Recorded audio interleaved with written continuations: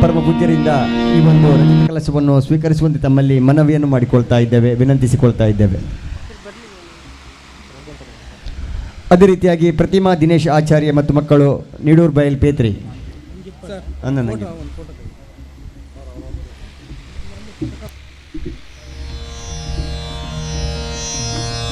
ದೇವಸ್ಥಾನದ ಮಹಾಕುಂಭಾಭಿಷೇಕದ ಸರ್ವಕಾಲದಲ್ಲಿ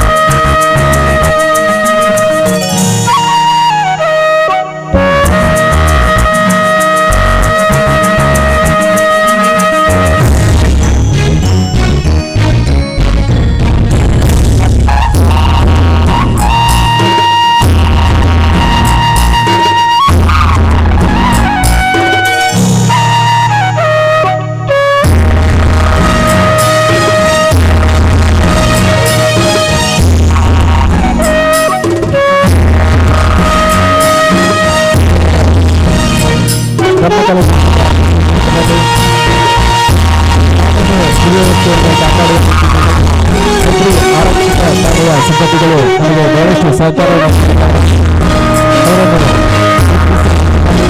ಆರಕ್ಷಕ ಶಂಕರ್ ಇವರು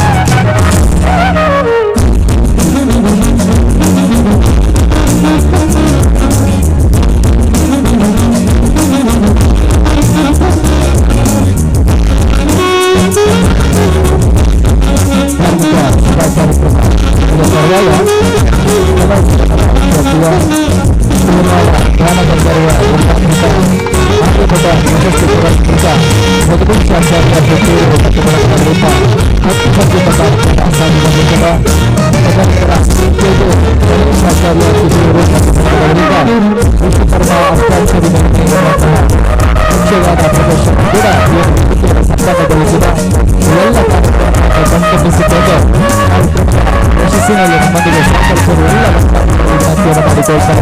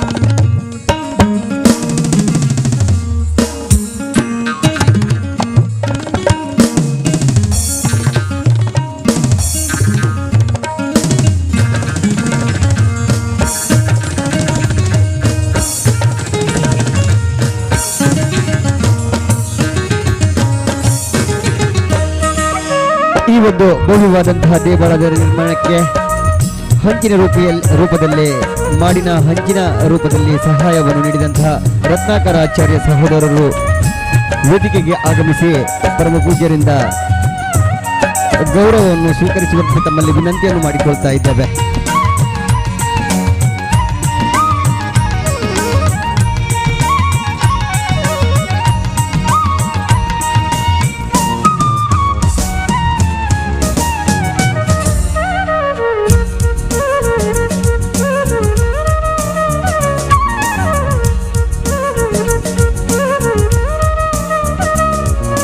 ದೇವಳದ ಮಾಡಿಗೆ ಹಂಚಿನ ರೂಪದಲ್ಲಿ ಸಹಾಯವನ್ನು ನೀಡಿದಂತಹ ರತ್ನಾಕರ ಆಚಾರ್ಯ ಸಹೋದರರು ಶಿವಪುರ ದಯವಿಟ್ಟು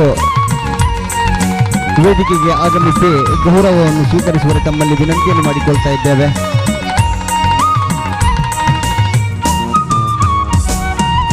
ಅದೇ ರೀತಿಯಾಗಿ ಶ್ರೀ ಕೆ ಉಮೇಶ್ ಆಚಾರ್ಯ ಕಡೆ ಶಿವಾಲಯ, ಶ್ರೀ ಕೆ ಯೋಗೀಶ್ ಆಚಾರ್ಯ ಕಡೆ ಶಿವಾಲಯ, ಶ್ರೀ ಕೆ ನಾಗರಾಜ್ ಆಚಾರ್ಯ ಕಡೆ ಶಿವಾಲಯ, ಶ್ರೀ ಕೆ ರಾಜೇಶ್ ಆಚಾರ್ಯ ಕಡೆ ಶಿವಾಲಯ ತಾವುಗಳು ಕೂಡ ವೇದಿಕೆಗೆ ಆಗಮಿಸಿ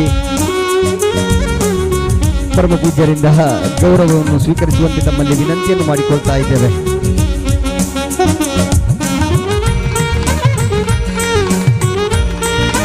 ದೇವಳದ ಪ್ರಧಾನ ದ್ವಾರದ ಸೇವೆಯನ್ನು ನೀಡಿದಂತಹ ಶ್ರೀ ಕೆ ಉಮೇಶ್ ಆಚಾರ್ಯ ಕಡೆ ಶಿವಾಲಯ, ಶ್ರೀ ಕೆ ಯೋಗೀಶ್ ಆಚಾರ್ಯ ಕಡೆ ಶಿವಾಲಯ, ಶ್ರೀ ಕೆ ನಾಗರಾಜ್ ಆಚಾರ್ಯ ಕಡೆ ಶಿವಾಲಯ, ಶ್ರೀ ಕೆ ರಾಜೇಶ್ ಆಚಾರ್ಯ ಕಡೆ ಶಿವಾಲಯ.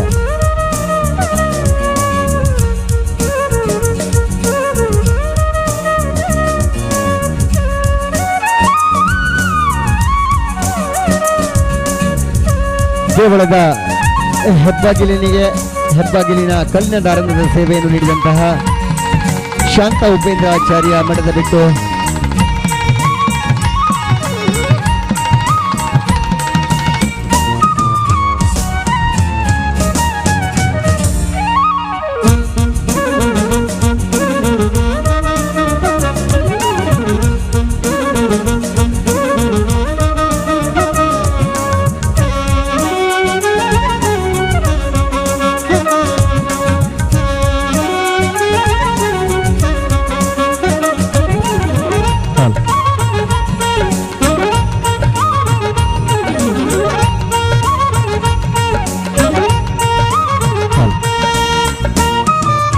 ದೇವಾಲಯದ ಮೇಲ್ಚಾವಣಿಗೆ ಹಂಚಿನ ವೇದಿಕೆಯ ಸೇವೆಯನ್ನು ಮಾಡಿದಂತಹ ರತ್ನಾಕರಾಚಾರ್ಯ ಸಹೋದರರು ಆಗಮಿಸಿ ಗುರುಗಳಿಂದ ಗೌರವದ ಸ್ಮರಣೆಗೆ ವಿನಂತಿಯನ್ನು ಮಾಡಿಕೊಳ್ತಾ ಇದ್ದೇವೆ. ಹಾಗೆಯೇ ದೇವಾಲಯದ ಹೆಬ್ಬಾಗಿಲಿನ ಮರದ ಬಾಗಿಲಿನ ಸೇವೆಯನ್ನು ಕೊಟ್ಟಂತಹ ಕೆ ಉಮೇಶಾಚಾರ್ಯ ಕಡೆ ಶಿವಾಲಯ, ಶ್ರೀ ಕೆ ಯೋಗೀಶಾಚಾರ್ಯ, ನಾಗರಾಜಾಚಾರ್ಯ ಕಡೆ ಶಿವಾಲಯ, ರಾಜೇಶಾಚಾರ್ಯ ಕಡೆ ಶಿವಾಲಯ ಇವುಗಳು ಆದಷ್ಟು ಶೀಘ್ರವಾಗಿ ಬನ್ನಿ ಎನ್ನುವಂತಹ ವಿನಂತಿಯನ್ನು ಮಾಡಿಕೊಳ್ತಾ ಇದ್ದೇವೆ. ಆದಷ್ಟು ಶೀಘ್ರವಾಗಿ ನಾವು ಧಾರ್ಮಿಕ ಸಭಾ ಕಾರ್ಯಕ್ರಮವನ್ನು ಮುಗಿಸಬೇಕಾಗಿದೆ. ತದನಂತರ ಸಾಂಸ್ಕೃತಿಕ ಕಾರ್ಯಕ್ರಮಗಳು ಸಾಗಿ ಬರಲಿಕ್ಕಿದೆ. ಈಗಾಗಲೇ ಕಾಲ ವಿಳಂಬವಾಗ್ತಾ ಇದೆ. ದಯವಿಟ್ಟು ನಮ್ಮೊಂದಿಗೆ ಸಹಕರಿಸಬೇಕಾಗಿ ವಿನಂತಿಯನ್ನು ಮಾಡಿಕೊಳ್ತಾ ಇದ್ದೇವೆ. ಹಾಗೆಯೇ ಶ್ರೀಮತಿ ಶಾಂತ ಉಪೇಂದ್ರಾಚಾರ್ಯ ಮತ್ತು ಮಕ್ಕಳು ಮಾಡಿಕೊಬಿಟ್ಟು ಹೆಬ್ಬಾಗಿಲಿನ ಕಲ್ಲಿನ ದಾರಂದದ ಸೇವೆಯನ್ನು ಕೊಟ್ಟವರು ಇವರು ಆಗಮಿಸಿ ಗುರುಗಳಿಂದ ಗೌರವದ ಸ್ಮರಣಿಕೆಯನ್ನು ಸ್ವೀಕರಿಸಲು ವಿನಂತಿಯನ್ನು ಮಾಡಿಕೊಳ್ತಾ ಇದ್ದೇವೆ. ಹೆಬ್ಬಾಗಿಲಿನ ಕಲ್ಲಿನ ದಾರಂದದ ಸೇವೆಯನ್ನು ಮಾಡಿದವರು ಶ್ರೀಮತಿ ಶಾಂತ ಉಪೇಂದ್ರಾಚಾರ್ಯ ಮತ್ತು ಮಕ್ಕಳು ಮಠದ ಬೆಟ್ಟು ಹೋದರು.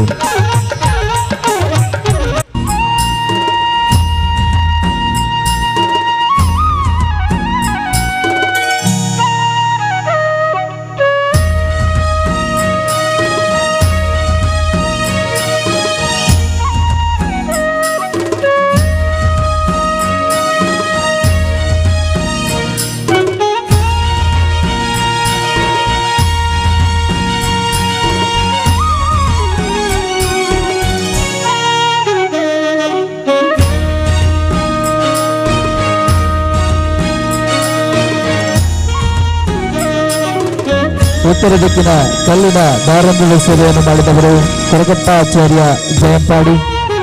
ಇವರು ಕೂಡ ಆಗಮಿಸಿಬಿಟ್ಟು ವೇದಿಕೆ ಬಂದು ಪರಪೂಜ್ಯ ಗುರುಗಳಿಂದ ಗೌರವದ ಸನ್ಮಾನವನ್ನು ಸ್ವೀಕರಿಸಬೇಕಾಗಿ ಎನ್ನುವುದಾಗಿ ವಿನಂತಿಸಿಕೊಳ್ತಾ ಇದ್ದೇವೆ.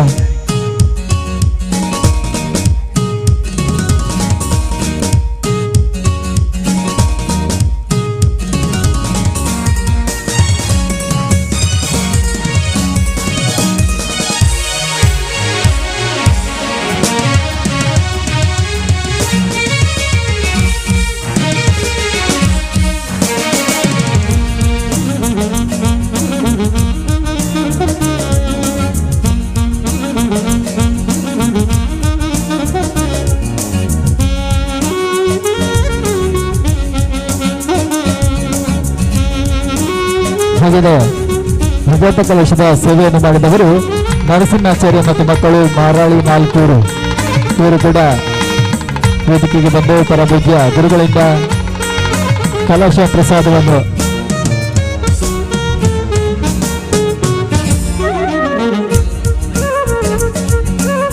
ಹಾಗೆಯೇ ಶ್ರೀ ಸಿ.ಎ. ಮೋಹನಾಚಾರ್ಯ ಇವರು ಕೂಡ ಮಹಾದಾನಿಗಳಲ್ಲಿ ಓರ್ವರು.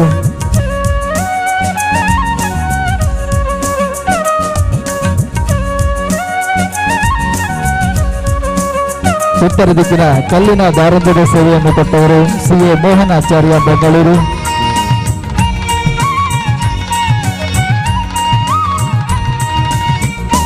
ಇವರು ಕೂಡ ಪರಪೂಜ್ಯ ಗುರುಗಳಿಂದ ಗೌರವದ ಸನ್ಮಾನವನ್ನು ಪಡೆದುಕೊಳ್ಳಬೇಕಾಗಿ ವಿನಂತಿಯನ್ನು ಮಾಡಿಕೊಳ್ತಾ ಇದ್ದೇವೆ.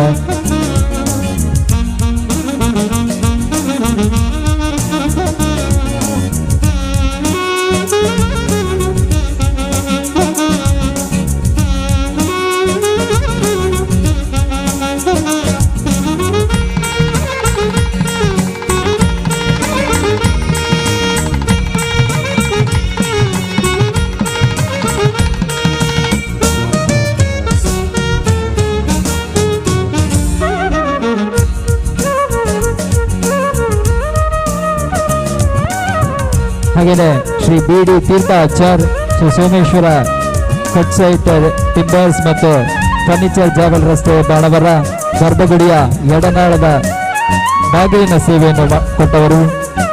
ಇವರು ಕೂಡ ವೇದಿಕೆಯ ಮೇಲ್ಭಾಗಕ್ಕೆ ಆಗಮಿಸಬೇಕಾಗಿ ವಿನಂತಿ ಮಾಡಿಕೊಳ್ತಾ ಇದ್ದೇವೆ.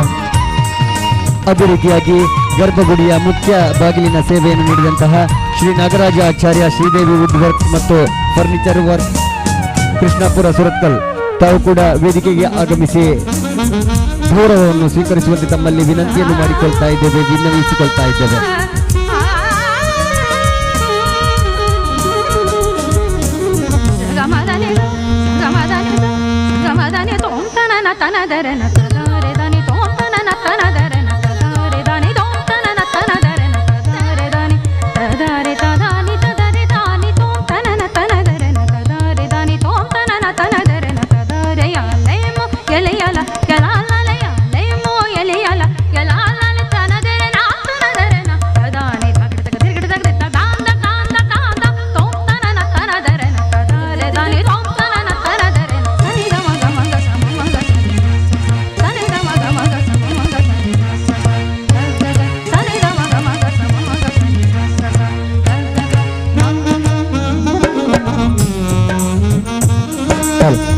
ಶ್ರೀ ರಾಘವೇಂದ್ರ ಆಚಾರ್ಯ ಮತ್ತು ಮನೆಯವರು ಕಬ್ಬ್ಯಾಳಿ, ಗಣಪತಿ ಮತ್ತು ಶಂಕರಾಚಾರ್ಯ ಗುಡಿಯ ಶಿಲಾಮಯ ದಾರಂದ ಮತ್ತು ಬಾಗಿಲಿನ ಸೇವೆಯನ್ನು ಕೊಟ್ಟವರು.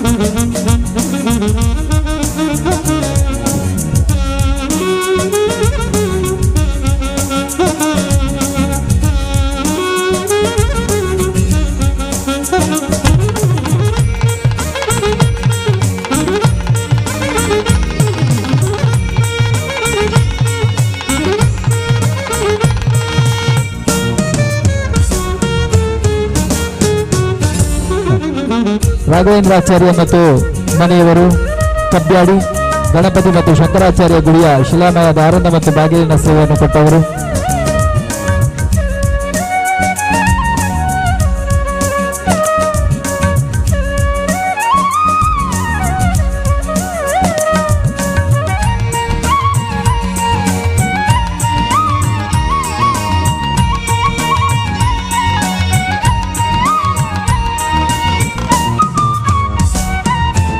ಹಾಗೆಯೇ ರಜತ ಕಲಶ ಸೇವೆಯನ್ನು ಕೊಟ್ಟವರು ಕೆ ಭಾಸ್ಕರಾಚಾರ್ಯ ಮತ್ತು ಮನೆಯವರು, ಜನನಿ ಹುಲಿಯಾಡ.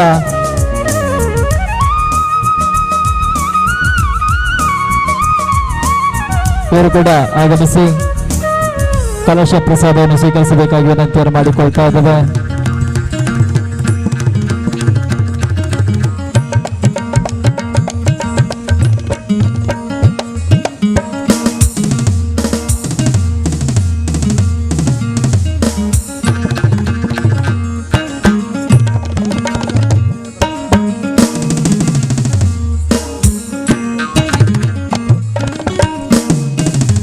ಹಾಗೆಯೇ ರಜತ ಕಲಶ ಸೇವೆಯನ್ನು ಕೊಟ್ಟವರು ರಾಮರಾಜ್ ಪುರೋಹಿತ್ ಅಡಿಗದ್ದೆ ಅಮಾವಾಸ್ಯ ಬೈಲ್. ಇವರು ಕೂಡ ಬಂದು ಕಲಶ ಪ್ರಸಾದವನ್ನು ಸ್ವೀಕರಿಸಬೇಕಾಗಿ ವಿನಂತಿಯನ್ನು ಮಾಡಿಕೊಳ್ತಾ ಇದ್ದೇವೆ. ಗರ್ಭಗುಡಿಯ ಮುಖ್ಯ ಬಾಗಿಲಿನ ಸೇವೆಯನ್ನು ನೀಡಿದಂತಹ ಶ್ರೀ ನಾಗರಾಜ ಆಚಾರ್ಯ, ಶ್ರೀದೇವಿ ವುಡ್ ವರ್ಕ್ಸ್ ಮತ್ತು ಫರ್ನಿಚರ್, ಕೃಷ್ಣಾಪುರ ಸುರತ್ಕಲ್ ತಾವು ಆದಷ್ಟು ಬೇಗನೆ ಬಂದು ಗುರುಗಳಿಂದ ವಂದನೆಯನ್ನು ಅಭಿನಂದನೆಯನ್ನು ಸ್ವೀಕರಿಸುವಂತೆ ತಮ್ಮಲ್ಲಿ ವಿನಂತಿಯನ್ನು ಮಾಡಿಕೊಳ್ತಾ ಇದ್ದೇವೆ.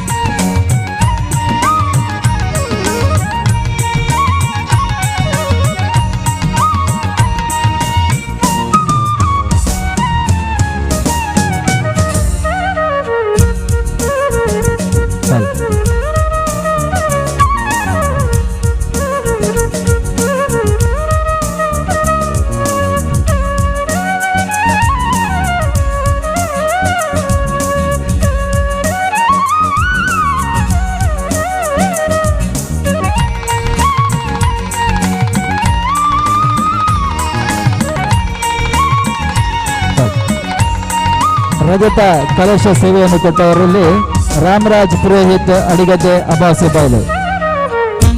ಇವರು ಶೀಘ್ರವಾಗಿ ಬನ್ನಿ. ಹಾಗೇನೆ MP ಜಯರಾಮಾಚಾರ್ಯ ಹುತ್ತೂರ್ಗೆ ದೇವಾಲಯಕ್ಕೆ ಒಂದು ಶಿಲಾಕಂಬದ ಬಾಪ್ತು 25,000 ನಗದನ್ನು ನೀಡುವಂತಹ ದಾನಿಗಳು MP ಜಯರಾಮಾಚಾರ್ಯ ಹುತ್ತೂರ್ಗೆ.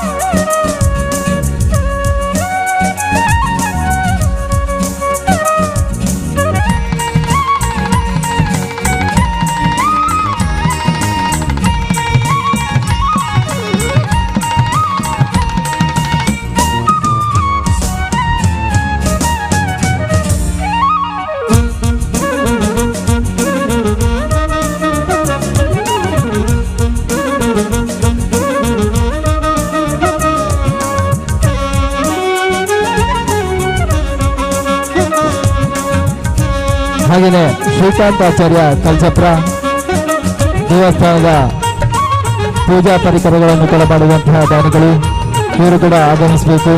ಗುರುಗಳಿಂದ ಗೌರವ ಸನ್ಮಾನವನ್ನು ಪಡ್ಕೊಳ್ಳಬೇಕು ಎನ್ನುವುದಾಗಿ ವಿನಂತಿಸಿಕೊಳ್ತಾ ಇದ್ದೇವೆ. ಶ್ರೀಕಾಂತಾಚಾರ್ಯ ಕಲ್ಸಪ್ರ.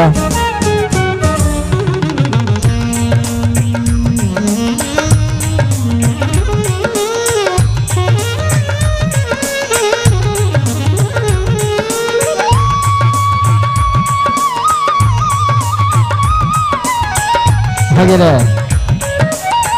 ಈ ಒಂದು ಬ್ರಹ್ಮಕಲಶೋತ್ಸವ ಸಂದರ್ಭದಲ್ಲಿ ನಿರಂತರವಾಗಿ ಬಂದಂತಹ ಭಕ್ತಾದಿಗಳಿಗೆ ಅನ್ನಛತ್ರದಲ್ಲಿ ಅನ್ನದಾಸೋಹಕ್ಕಾಗಿ ಬಹಳಷ್ಟು ಅಚ್ಚುಕಟ್ಟಾಗಿ ಶುಚಿರುಚಿಯಾದ ಅಡುಗೆಯನ್ನು ಉಣಬಡಿಸಿದಂತಹ ಮೂರ್ತಿ ಇವರು ಕೂಡ ಆಗಮಿಸಬೇಕು. ಮೂರ್ತಿ ಆಚಾರ್ಯ ಇವರು ವೇದಿಕೆಗೆ ಬಂದು ಪ್ರಪೂಜ್ಯ ಗುರುಗಳಿಂದ ಗೌರವವನ್ನು ಸ್ವೀಕರಿಸಬೇಕಾಗಿ ವಿನಂತಿಯನ್ನು ಮಾಡಿಕೊಳ್ತಾ ಇದ್ದೇವೆ.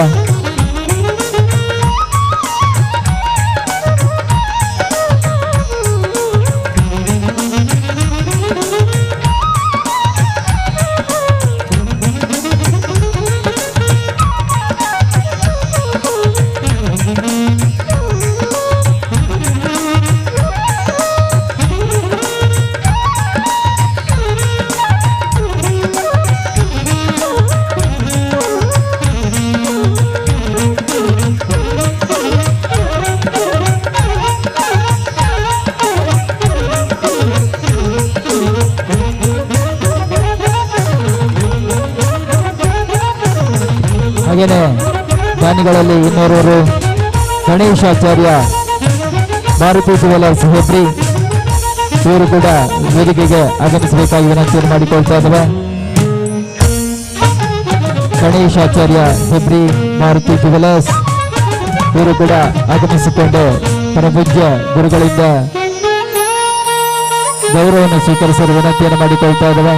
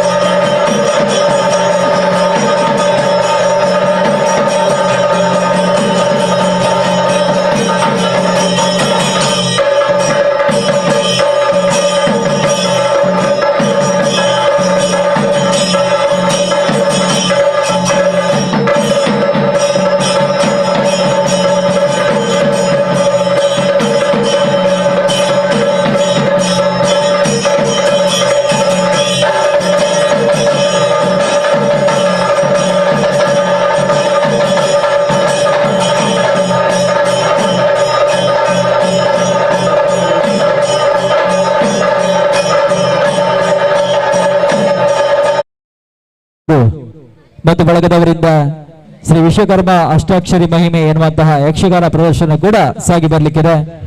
ಆಗಮಿಸಿದಂತಹ ಭಕ್ತಾದಿಗಳೆಲ್ಲರೂ ಕೂಡ ಈ ಒಂದು ಸಾಂಸ್ಕೃತಿಕ ಕಾರ್ಯಕ್ರಮವನ್ನು ಕೂಡ ಚೆಂದಗಾಣಿಸಿಕೊಡುವಲ್ಲಿ ನಮ್ಮೊಂದಿಗೆ ಸಹಕರಿಸಬೇಕಾಗಿ ವಿನಂತಿಯನ್ನು ಮಾಡಿಕೊಳ್ತಾ ಇದ್ದೇವೆ.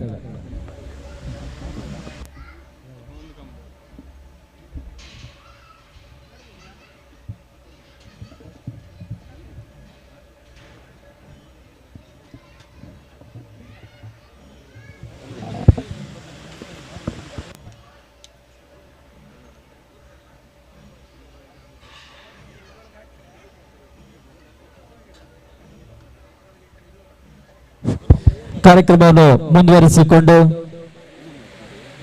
ಪರಪೂಜ್ಯ ಗುರುಗಳು ನಮ್ಮನ್ನು ಉದ್ದೇಶಿಸಿ ಆಶೀರ್ವಚನ ಗೈಯುವರೆ ತಮ್ಮಲ್ಲಿ ತಮ್ಮ ಚರಣಾರವಿಂದಕ್ಕೆ ವಂದಿಸಿಕೊಂಡು ವಿನಂತಿಯನ್ನು ಮಾಡಿಕೊಳ್ತಾ ಇದ್ದೇವೆ.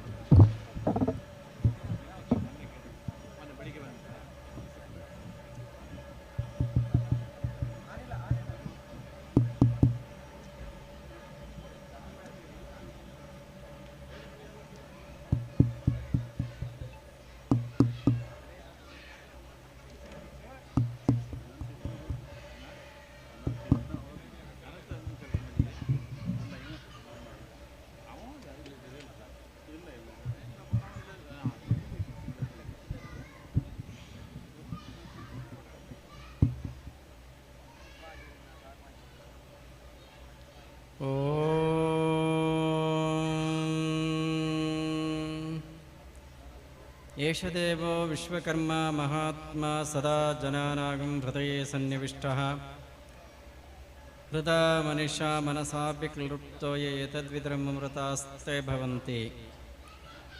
ಓಂ ಶಾಂತಿ ಶಾಂತಿ ಶಾಂತಿ.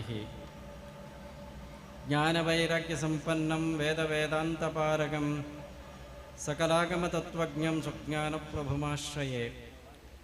ಶ್ರೀ ಗುರುಭ್ಯೋ ನಮಃ. ಶ್ರೀ ಮಾತಾ ಅನ್ನಪೂರ್ಣೇಶ್ವರ್ಯೈ ನಮಃ. ಸದ್ಭಕ್ತ ಮಹಾಶಯರೇ, ಯಾವ ಈ ಪರಮ ಪವಿತ್ರವಾಗಿರ್ತಕ್ಕಂಥ ಶ್ರೀ ಅನ್ನಪೂರ್ಣೇಶ್ವರಿಯ ಸಾನ್ನಿಧ್ಯ ಆದಿ ಶಂಕರಾಚಾರ್ಯರು ಪಾದಾರ್ಪಣ ಮಾಡಿ ಪವಿತ್ರಗೊಳಿಸಿರ್ತಕ್ಕಂಥ ಈ ನೆಲದಲ್ಲಿ ಇಂದು ಸುಮಾರು 12 ವರ್ಷಗಳಿಂದ ನಾವು ನೀವೆಲ್ಲರೂ ಕೂಡ ಆ ಭಗವತಿಯನ್ನು ಗುರುವರ್ಯರನ್ನು ಸ್ಮರಿಸಿ ಮಾಡಿದ ಸೇವೆಯ ಫಲವಾಗಿ ಇಂದು ಆ ಅನ್ನಪೂರ್ಣೇಶ್ವರಿಯ ಪ್ರತಿಷ್ಠಾಪನೆ, ಗಣಪತಿ ಆದಿ ಶಂಕರಾಚಾರ್ಯರ ಪ್ರತಿಷ್ಠಾಪನೆಯಾಗಿದೆ. ನಿಜವಾಗ್ಲೂ ಕೂಡ ನಮ್ಮ ಇಲ್ಲಿ ಉಪಸ್ಥಿತಿರ್ತಕ್ಕಂಥ ಈ ಇರುವರು ದಾನಿಗಳು ಅಂದು ಮಾಡಿದಂಥ ಒಂದು ಸಂಕಲ್ಪ ಇವತ್ತು ಸಂಪೂರ್ಣವಾಗಿರ್ತಕ್ಕಂಥ ಫಲವನ್ನು ಕೊಟ್ಟಿದೆ. ದಾನಿಗಳು ಅತ್ಯಂತ ಸಹೃದಯತೆಯಿಂದ ಒಂದು ಸಂಕಲ್ಪವನ್ನು ಮಾಡಿ ದಾನವನ್ನು ನೀಡಿದಾಗ ಏನೆಲ್ಲ ಆಗ್ತದೆ ಅನ್ನೋದಕ್ಕೆ ಏನಾದರೂ ಸಾಕ್ಷಿ ಇದ್ದರೆ ಆ ಇರುವರು ದಾನಿಗಳ ಸಂಕಲ್ಪ ಇವತ್ತು ಇಂಥ ಮಹಾ ಸನ್ನಿಧಿಯ ನಿರ್ಮಾಣ ಆಗಿದೆ ಅಂತಕ್ಕಂಥದ್ದಕ್ಕೆ ಸಾಕ್ಷಿ ಆಗ್ತಾ ಇದೆ ಅಂತ ಹೇಳಲಿಕ್ಕೆ ಬಹಳ ಸಂತೋಷ ಅನ್ನಿಸ್ತದೆ ಬಂಧುಗಳೇ. ಇಲ್ಲಿ ಸಾವಿರಾರು ಜನ, 16,000 ಜನ ಸೇವೆಯನ್ನು ಮಾಡಿದ್ದೀರಿ. ಯಾರು ಯಾರು ಏನೇನು ಮಾಡಿದ್ರು ಅಂತ ಹೇಳಲಿಕ್ಕೆ ಸಾಧ್ಯ ಆಗುವುದಿಲ್ಲ. ತನ್ನ ಮನ ಧನಗಳ ಮುಖಾಂತರ ಈ ಸೇವೆಯನ್ನು ಮಾಡಿದ್ದೀರಿ. ಅದರ ಫಲ ಎಷ್ಟು ಅಂತ ಹೇಳಲಿಕ್ಕೂ ಕಡಿಮೆ ಅಂತ ಅನ್ನಿಸ್ತದೆ. ಅಭೂತಪೂರ್ವವಾಗಿರ್ತಕ್ಕಂಥ ಈ ಒಂದು ಕ್ಷೇತ್ರ, ಅಭೂತಪೂರ್ವ ಅಂತ ಯಾಕೆ ಹೇಳ್ತೇವೆ ಅಂತ ಅಂದರೆ, ಪುರಾತನ ದೇವಾಲಯಗಳು ಜೀರ್ಣಾಗ್ತಕ್ಕಂಥದ್ದು ಎಷ್ಟೋ ಆಗ್ತದೆ. ಆದರೆ ಅಗೋಚರವಾಗಿರ್ತಕ್ಕಂಥ ಒಂದು ಶಕ್ತಿ ಹೊರಹೊಮ್ಮಿ ಅದು ಇಂತಹ ದಾನಿಗಳ ಮುಖಾಂತರ ಮನಸ್ಸಿನಲ್ಲಿ ಪ್ರೇರಣೆಯಾಗಿ ಇದಕ್ಕೆ ಅನೇಕ ಕಾರಣಾದಿಗಳನ್ನು ಇಟ್ಟುಕೊಂಡು, ಪ್ರಶ್ನಾ ಚಿಂತನಾದಿಗಳನ್ನು ಇಟ್ಟುಕೊಂಡು ಅಲ್ಲಿ ಬಂದಂಥ ಮಹತ್ತರವಾದಂಥ ಅಂಶ ಆ ಆದಿ ಶಂಕರಾಚಾರ್ಯರೇ ಸ್ವತಃ ಆಗಮಿಸಿ ಇಲ್ಲಿ ಅನ್ನಪೂರ್ಣೇಶ್ವರಿಯನ್ನು ಔಪಾಸಿಸಿದ್ದರು ಅಂತಕ್ಕಂಥ ಆ ಚಿಂತನೆಗೆ ಅನುಗುಣವಾಗಿ ನಡೆಸಿದಂಥ ಪ್ರಯತ್ನ ಅಂದಿನಿಂದ ಇಂದಿನವರೆಗೆ ಪಟ್ಟಂಥ ಎಲ್ಲರ ಪರಿಶ್ರಮ ಸಾರ್ಥಕ್ಯ ಆಗಿದೆ. ಅದಕ್ಕೆ ಬೆಲೆ ಕಟ್ಟಲಿಕ್ಕೆ ಬರುವುದಿಲ್ಲ. ಬಂಧುಗಳೇ, ನಾವು ಮಾಡಿದಂಥ ಸತ್ಕರ್ಮಗಳಿಗೆ ಎಷ್ಟು ಫಲ ಇರುತ್ತೆ ಅಂತ ಎಣಿಸ್ಲಿಕ್ಕೆ ಬರುವುದಿಲ್ಲ. ಅದು ಅನುಭವದಿಂದ ಮಾತ್ರ ಸಾಧ್ಯ ಆಗ್ತದೆ. ಸತ್ಕರ್ಮಕ್ಕೆ ಎಷ್ಟು ಮಹತ್ವ ಇರ್ತದೆ. ಸತ್ಸಂಗ ನಡೆದಿದೆ, ಸತ್ಕರ್ಮಗಳು, ಸತ್ಸಾಧನೆಯ ತ್ಯಾಗ ಇಲ್ಲಿ ಎಲ್ಲರದ್ದು ಸೇರಿದೆ. ಅಂತಹ ಆ ಸತ್ಸಾಧನೆಗೆ ಎಂಥ ಮಹತ್ವ ಇರ್ತದೆ ಅಂತ ಅಂದರೆ, ಒಮ್ಮೆ ವಸಿಷ್ಠರು ಒಂದು ಮಹಾಯಾಗವನ್ನು ಮಾಡಲಿಕ್ಕೆ ಅಂತ ಸಂಕಲ್ಪ ಮಾಡಿದ್ರು. ಆ ಯಾಗವನ್ನು ನಡೆಸುವಾಗ ಆ ಯಾಗಾಧ್ಯಕ್ಷತೆಗೆ ವಿಶ್ವಾಮಿತ್ರರನ್ನು ನೇತೃತ್ವ ವಹಿಸಬೇಕು ಅಂತಕ್ಕಂಥದ್ದಾಗಿ ಕೇಳಿಕೊಂಡು ಕರ್ಕೊಂಡು ಬಂದ್ರಂತೆ. ಯಾಕೆ ಅವ್ರನ್ನ ಕರ್ಕೊಂಡು ಬಂದರು ಅಂತ ಅಂದರೆ, ಅದಕ್ಕೆ ಮುಂಚೆ ವಿಶ್ವಾಮಿತ್ರರು ಒಂದು ಮಹಾನ್ ಯಾಗವನ್ನು ಅವರು ಮಾಡಿ ವಸಿಷ್ಠರನ್ನು ಆ ಯಾಗದ ನೇತೃತ್ವ ವಹಿಸಲಿಕ್ಕೆ ಕರೆಸಿದ್ರಂತೆ. ಯಾಗ ಸಾಂಗವಾಗಿ ನೆರವೇರಿತ್ತು. ಆಗ ವಿಶ್ವಾಮಿತ್ರರು ವಸಿಷ್ಠರಿಗೆ 1,000 ಅತಿ ಉತ್ಕೃಷ್ಟವಾದಂಥ ಗೋವುಗಳನ್ನು, ಅವುಗಳ ಶೃಂಗಕ್ಕೆ ಸ್ವರ್ಣ ನಾಣ್ಯಗಳನ್ನು ಕಟ್ಟಿ 1,000 ಗೋವುಗಳನ್ನು ಆ ವಸಿಷ್ಠರಿಗೆ ವಿಶ್ವಾಮಿತ್ರರು ದಾನ ಕೊಟ್ಟಿದ್ರಂತೆ. ಆ ಕಾರಣಕ್ಕಾಗಿ ಇವತ್ತು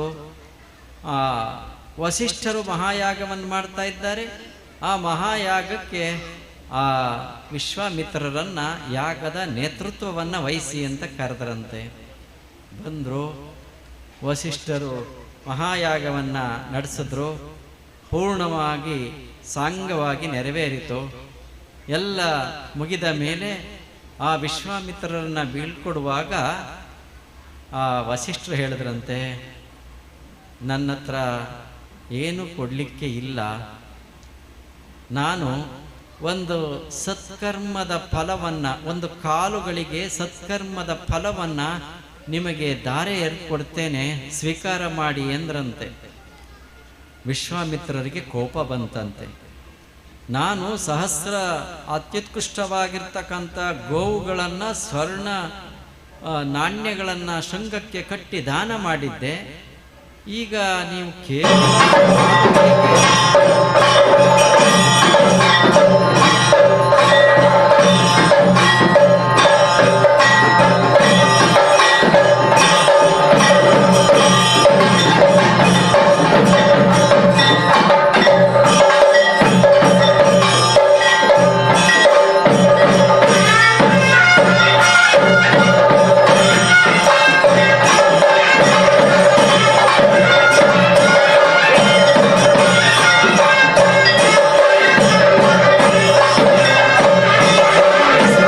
ಅವರಿದ್ದಾರೆ, ಅವರನ್ನು ನೀವು ಹೋಗಿ ಇಲ್ಲಿಗೆ ಕರೆತನ್ನಿ.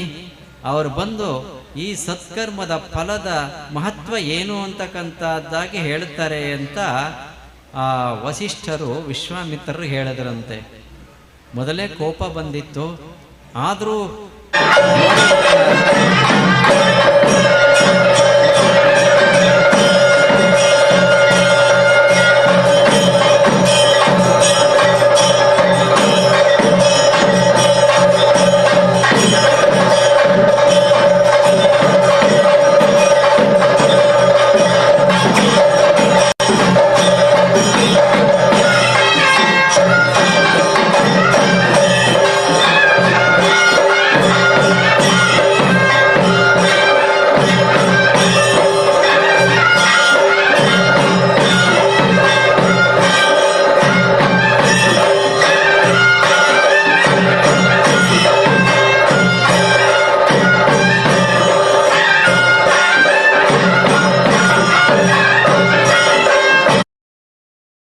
ಬನ್ನಿ ನಿರ್ಣಯ ಮಾಡಿ ಅಂತ ಆದಿತ್ಯನನ್ನ ಕೇಳಿದ್ರಂತೆ. ಆ ವಿಶ್ವಾಮಿತ್ರರು. ಆಗ ಆದಿತ್ಯ ಅಂದರೆ ಸೂರ್ಯ ಹೇಳ್ದ, ಇಲ್ಲ, ನಾನು ಬರ್ತಿದ್ದೆ, ಈ ಜಗತ್ತನ್ನ ಬೆಳಗ್ತಾ ಇರ್ತಕ್ಕಂಥ ನಾನು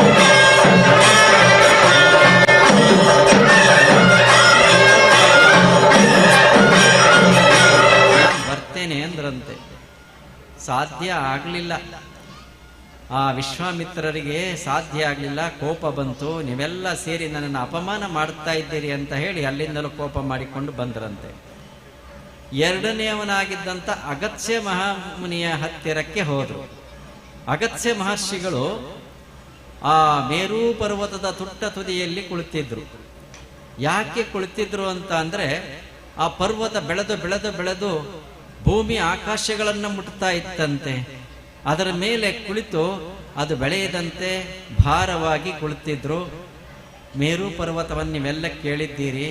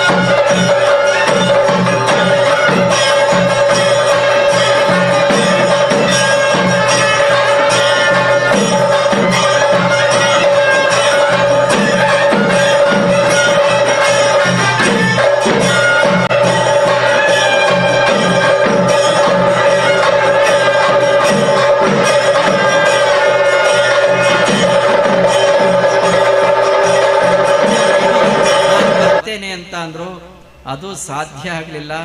ಎಲ್ಲರ ಜೊತೆಯಲ್ಲಿ ಕೋಪ ಮಾಡಿಕೊಂಡು ಬಂದಂತ ವಿಶ್ವಾಮಿತ್ರರು ಆ ವಸಿಷ್ಠರ ಜೊತೆಯಲ್ಲಿ ದೊಡ್ಡ ರಾದ್ಧಾಂತ ಮಾಡಿದ್ರಂತೆ, ನೀವೆಲ್ಲ ಸೇರಿ ನನಗೆ ಅಪಮಾನ ಮಾಡ್ತಾ ಇದ್ದೀರಿ ಅಂತ. ಆಗ ಅವರನ್ನ ಸಾಂತ್ವನ ಮಾಡಿ ಕುಳ್ಳಿರಿಸಿ ಆ ವಸಿಷ್ಠರು ಹೋದ್ರಂತೆ. ನಾನು ಕರ್ತರ್ತೇನೆ 3 ಜನ ಅಂತ ಹೋದ್ರು. ಮೊದಲು ಆದಿತ್ಯನ ಹತ್ರ ಹೋದ್ರು, ಸೂರ್ಯನ ಹತ್ರ. ಕಾಲುಗಳಿಗೆ ಆ ಸತ್ಕರ್ಮದ ಫಲವನ್ನ ನಿರ್ಣಯ ಮಾಡಬೇಕಾಗಿದೆ, ಬನ್ನಿ ಅಂತ ಆದಿತ್ಯನನ್ನ ಪ್ರಾರ್ಥನೆ ಮಾಡ್ಕೊಂಡ್ರಂತೆ. ಆದಿತ್ಯ ಇವರಿಗೂ ಅದೇ ಮಾತನ್ನು ಹೇಳಿದ. ಆಗ ಆಯ್ತು ಅಂತ ಹೇಳಿ, ನಾನು ಸತ್ಕರ್ಮವನ್ನ ಮಾಡಿದ ಫಲ ಸತ್ಯವೇ ಆಗಿದ್ರೆ ನನ್ನ ಕಂಠಮಾಲೆ ಈ ಸೂರ್ಯನ ಆದಿತ್ಯನ ಸ್ಥಾನದಲ್ಲಿದ್ದು ಜಗತ್ತನ್ನು ಬೆಳಗಲಿ ಅಂತ ಹೇಳಿ ತನ್ನ ಕಂಠಮಾಲೆಯನ್ನ ಆ ಸ್ಥಾನದಲ್ಲಿಟ್ಟರಂತೆ. ಆದಿತ್ಯ ಬಂದ. ಆನಂತರ ಅಗತ್ಯ ಮಹಾಮುನಿಗಳ ಬಳಿಯಲ್ಲಿ ಹೋದ್ರು. ಮೇರು ಪರ್ವತದ ತೊಟ್ಟ ತುದಿಯಲ್ಲಿ ಕುಳಿತಿದ್ರು. ಅವರು ಅದೇ ಮಾತು ಹೇಳಿದ್ರು, ಇಲ್ಲಿ ನನ್ನಷ್ಟೇ ಭಾರವಾಗಿರ್ತಕ್ಕಂಥ ಯಾವುದಾದ್ರೂ ವಸ್ತುವನ್ನ ತನ್ನಿ, ನಾನು ಬರ್ತೇನೆ ಅಂತ. ಆಗ ಆ ವಸಿಷ್ಠರು, ನಾನು ಸತ್ಕರ್ಮ ಮಾಡಿದಂಥ ಫಲ ಸತ್ಯವೇ ಆಗಿದ್ರೆ ನನ್ನ ಕಮಂಡಲು ಈ ಒಂದು ಭಾರವನ್ನ ಹೊರಲಿ ಅಂತಕ್ಕಂಥದ್ದಾಗಿ ತಮ್ಮ ಕಮಂಡಲವನ್ನ ಅಲ್ಲಿಟ್ರು. ಆಗ ಅಗತ್ಯ ಮಹಾಮುನಿಗಳು ಕೂಡ ಬಂದ್ರಂತೆ. ಇನ್ನು ಆದಿಶೇಷನ ಬಳಿಯಲ್ಲಿಯೂ ಬಂದು ಅದೇ ಪ್ರಸಂಗ ನಡೆಯಿತು. ಏನಾದರೂ ಇದಕ್ಕೆ ಪರ್ಯಾಯವಾಗಿರ್ತಕ್ಕಂಥ ಶಕ್ತಿಯನ್ನ ತಂದಿಟ್ರೆ ನಾನು ಬರ್ತೇನೆ ಅಂತಕ್ಕಂಥ ಮಾತನ್ನ ಆದಿಶೇಷನು ಹೇಳಿದ.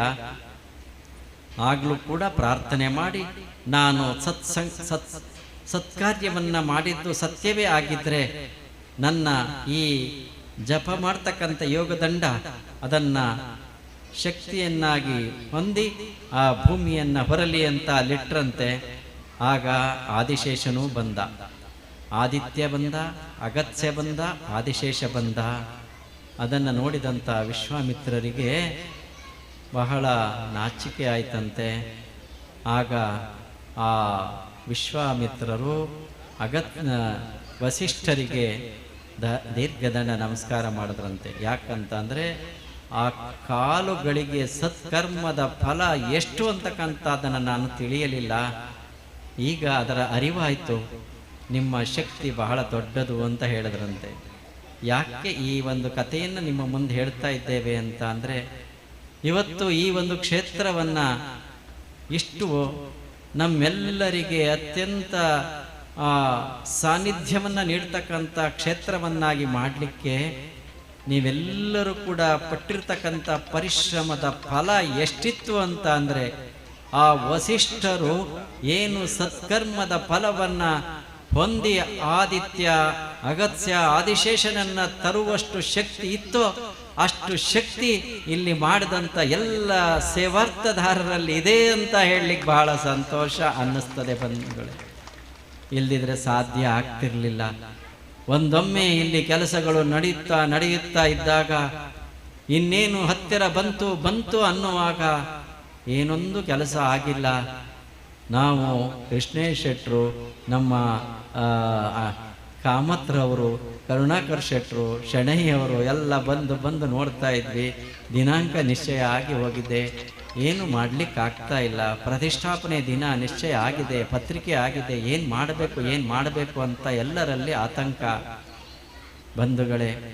ಆದರೆ ಸುಮಾರು 20 ದಿನದ ಹಿಂದೆ ಇಲ್ಲಿ ಬಂದು ನೋಡಿದ್ದವರು ಎಲ್ಲರಿಗೆ ಆ ಆತಂಕ ಆಗ್ತಾ ಇದ್ದದ್ದೇ.